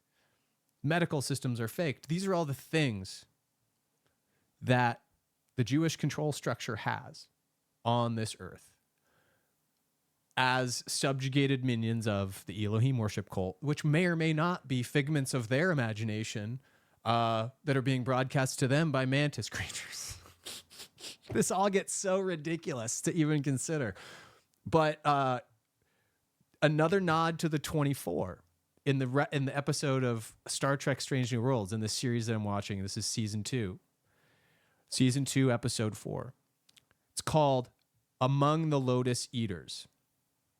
Among the Lotus Eaters. This episode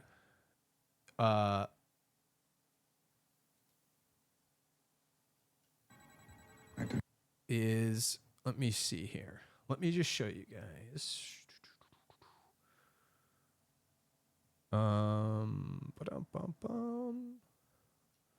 Starting it right there. But this episode's synopsis and premise, okay? This is what's crazy. Again, the timing of the Olympics and Jupiter ritual and Trump's proceedings and Taylor Swift's Kansas City tie-ins with her boyfriend and the fakery of everything in Oz. It's all used against us with the symbolism, the themes, the memes. We have to break the spells by recognizing them, guys. The Paris Olympics are huge. Oz breaking is huge, and the symbols are all pointing to these things. 24, 4-4, 2 4s. Kobe Bryant and the Glass-Steagall ritual where the banking system comes apart. Remember, just ground yourself in this stuff. This episode of Star Trek brings it home with a concept that Pike is called back to a planet they've already visited in the past, where he lost 3 crew members. He actually discovers that one of the crew members is still alive, and he's made himself like the ruler of this planet. This planet is an interesting planet in that when you exist on it, your memory is wiped every night because there's such a strong magnetic anomaly that dampens your perception. I kid you not, guys, that you cannot remember or have basis in your memories. The magnetic anomaly is too strong on the planet to where you can't remember. Except inside the cathedral. There's a cathedral, like a literal cathedral structure. Let me see if there's no, there's no photo of it.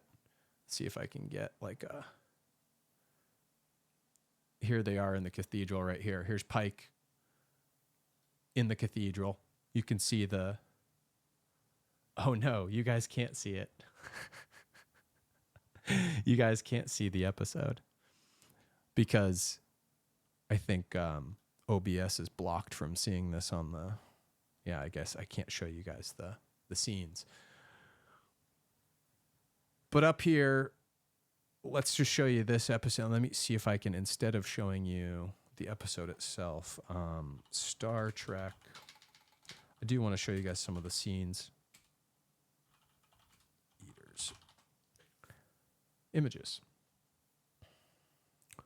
So here we go. Here's a picture of them on planet, the ones that are marooned on. I forgot the friggin' medical officer's name, and Pike. And this is the planet. They have a bewildered look on their face because they're talking to one of the inhabitants, and they're explaining this situation where this dampening, the memories are wiped every night.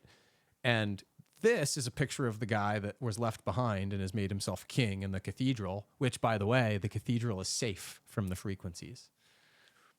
Just like the cathedrals here on the Earth Grid Control Network, there's a certain quality to the cathedral that renders the frequencies of the magnetic anomaly around the planet moot. So if you're inside the cathedral, your memories start to come back.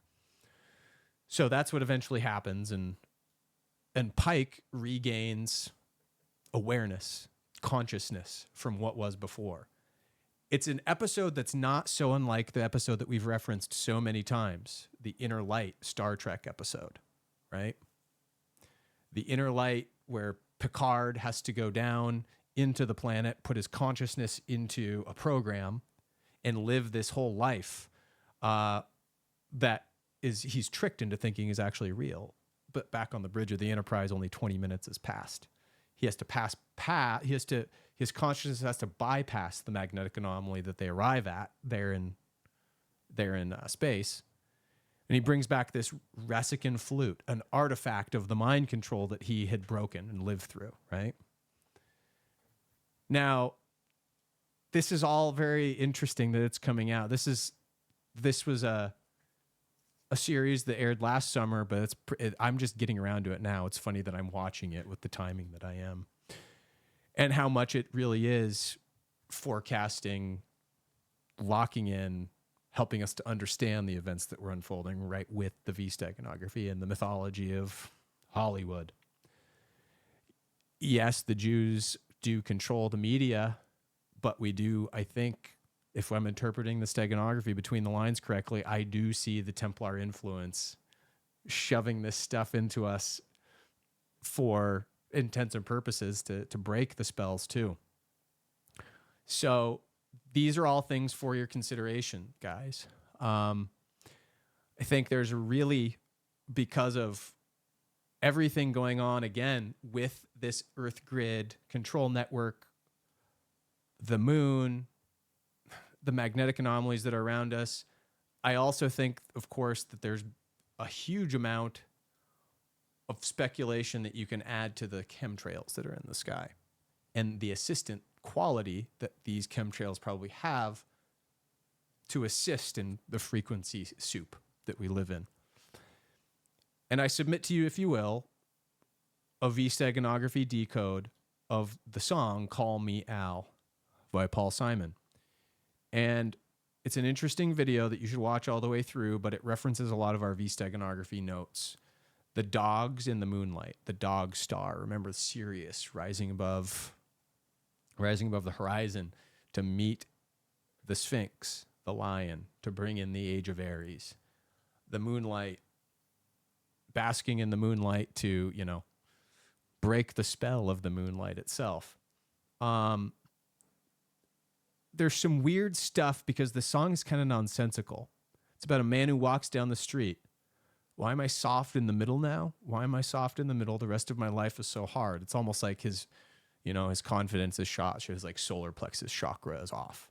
And you have photo opportunity, a shot at redemption. So he gets into the thinking of being famous, going after influence by way of being beautiful or something is the shot at redemption he needs to fix all his problems. Don't want to end up a cartoon in a cartoon graveyard. I found this to be a very curious point that matches up with our cartoon graveyard space ghost. He's literally a ghost. Ghosts live in graveyards. Bone digger, dogs in the moonlight, far away and well lit door. Mr. Beer Belly, get these mutts away from me. I don't find this stuff amusing anymore. So it's almost like I was interpreting this almost like the Goyim, right? To get these mutts away from me, these beer-bellied mutts. They're going to come out in the moonlight and through the well-lit door. The red door of Oz, the red door of Alice in Wonderland, the mirrors. This is the whole Katy Perry ritual that we decoded in that video I referenced earlier. And then it gets into some deep steg with this song where the song's called Call Me Al. We've all heard the turn, you can call me Al, you can call me Al. Well, Paul Simon did this video with Chevy Chase, and I'm not going to play it all the way through, but there's some weird stuff going on in the middle of the song where Paul Simon is also playing the Ressican flute, basically. He's basically playing Picard's Ressican flute to bring him back from what? The mind control. Guys, what I'm getting at here and why this all matters is Al is the chemical sign of aluminum. And aluminum is what the chemtrails are made of. Aluminum and barium.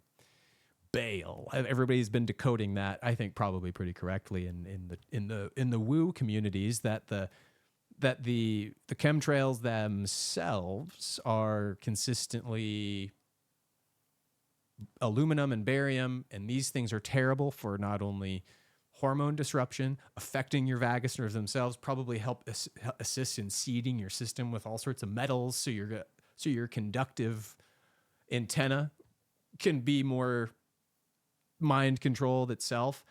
These things are probably assisting in the big time vortex, the fields that Dick Allgeier is talking about, the mind control that's going to break. And here in this Paul Simon song are some of these notes of what we're living through. The video itself is interesting, not only because of the Resican flute and it's tied to the inner light, but also because at some point, Chevy Chase takes a drink of a glass of water here, and then he sets it over here. What this is a triangular drum stand that doesn't have anything in it, but it looks like just an end table kind of in this scene. And he drops it through and it breaks. And to me, this is, it might be, and this is a stretch, but that means something to the overall nature of what we're looking at here. And I think it has to do with Bermuda Triangle. And probably the original attack of the Elohim on this planet, right?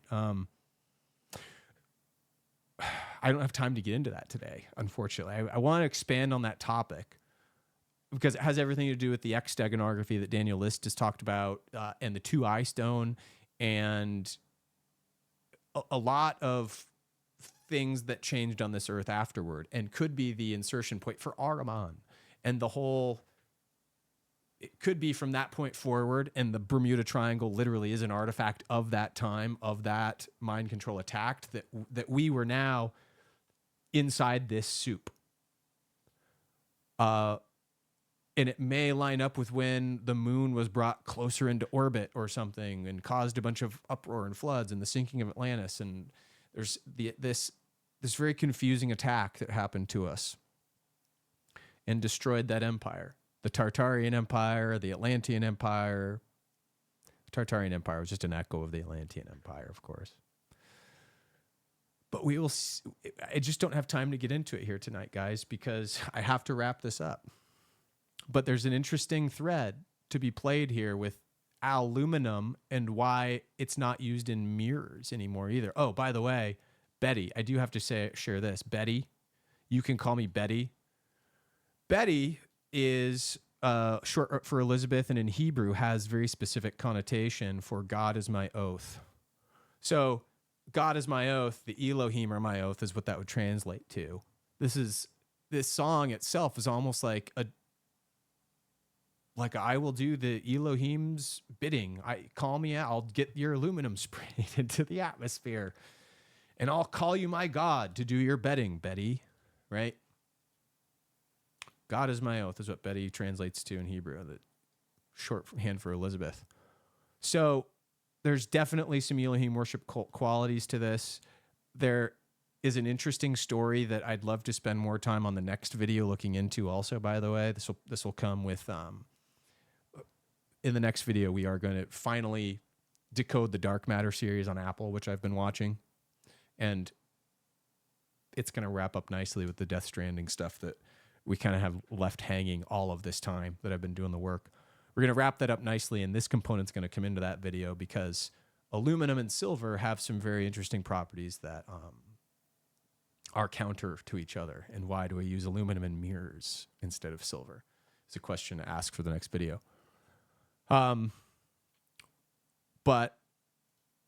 other than that, these times we're going through, everybody, in the next 10 days, I won't see you until then. We're going to find out together what's going to transpire. It's going to be life-altering for everybody. And I have a tendency to think that there's going to be this catch-22 scenario that everybody finds their minds in. Which is funny because the book Catch-22, this one here, by Joseph Heller, it's a book that revolves much like, and these are topics for Substacks, guys. The fictions that have the V-Steg in them, all the Kurt Vonnegut books, all of the Thomas Pynchon books, Catch-22 with Joseph Heller's book that we're talking about, the logic conundrum here of what is a Catch-22? A logic conundrum.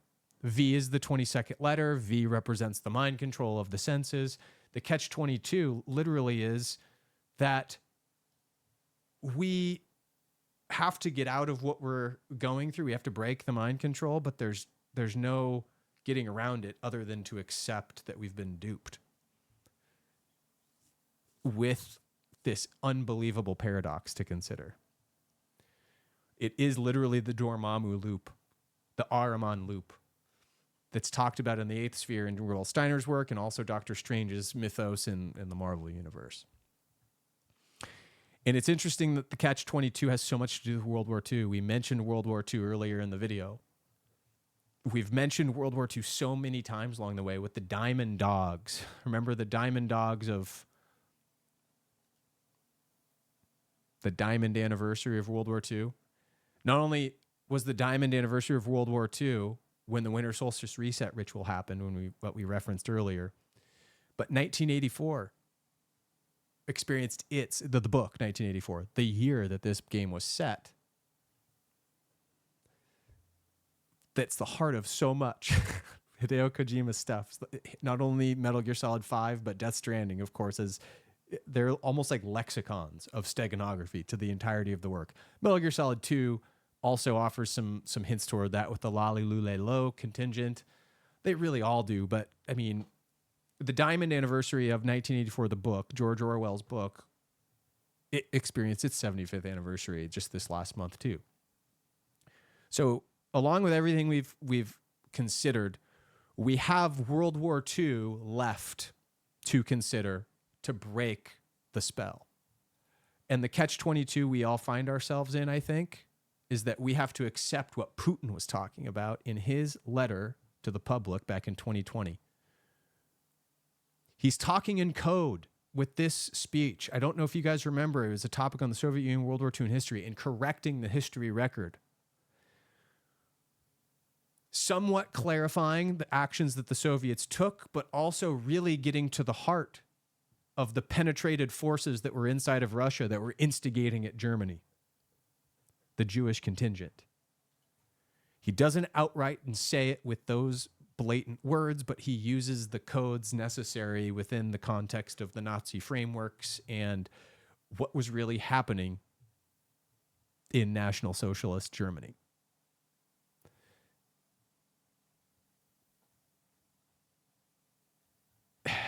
This will be a part for the next video to get into, guys, because I don't have time to get into this. But the what we have to consider, the Catch-22. Remember in Death Stranding even, how in the metempsychoses, everything is rooted in World War II.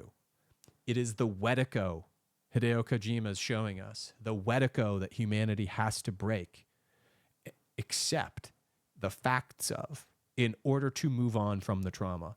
And we've been duped heavily for 80 years now. We're long past the Diamond Anniversary of World War II. The Diamond Anniversary of 1984 is nigh. And here comes Oz falling apart. The curtain is falling. And as that final curtain, this is going to be the biggest pill for everyone to swallow. The black pill, as everybody's calling. And everything that's contextually put up in that. And the truth of what happened with World War II. There's this series called Europa,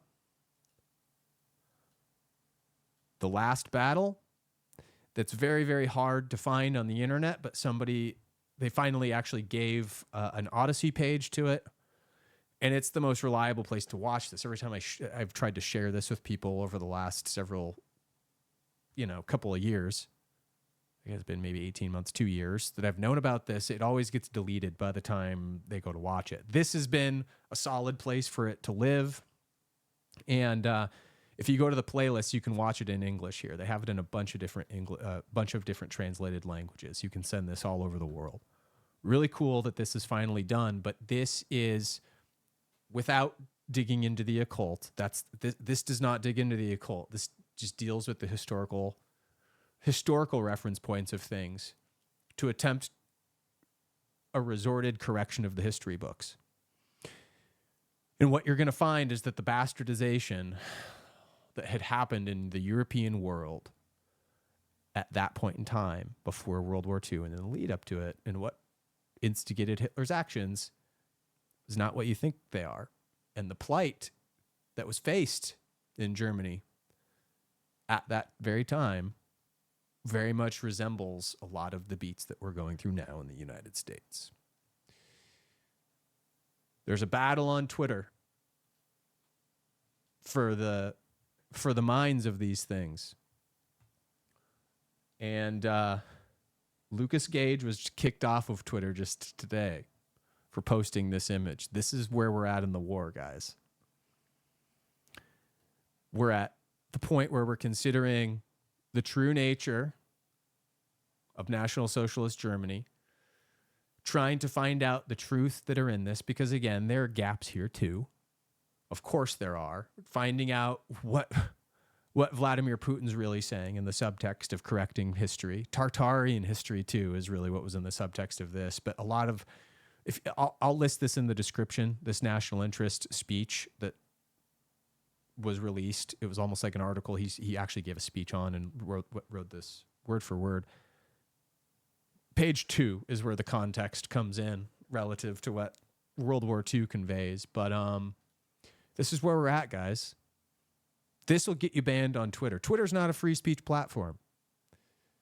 We'll see if this gets me banned anywhere else. I'm just posting this image and saying the name Lucas Gage. Is that going to get me banned? Am I going to be able to post this video on YouTube? We'll see. But I salute you, all my fellow VSTEG warriors out there in the war that's about to reach a new phase past Oz falling apart. And for the tornadoes to effectively land us in Oz, I guess, was the language we were using earlier on. The metaphorical landing in Oz, where everything is now in Technicolor and woken up, and our view on the world is not so rooted in being in Kansas anymore. But all hail your intuition, guys. Thing about smart motherfuckers, they seem like crazy motherfuckers to dumb motherfuckers. Remember this as the normies. Remember, it's not going to be easy on anybody, but remember these things as the normies integrate into their own toward this eventual November 5th election day. Remember the 5th of November. I love y'all. I got to leave you there. It's going to be a real interesting time, and Godspeed to everybody going through it. We'll see how accurate these conclusions are on the other side. Take care.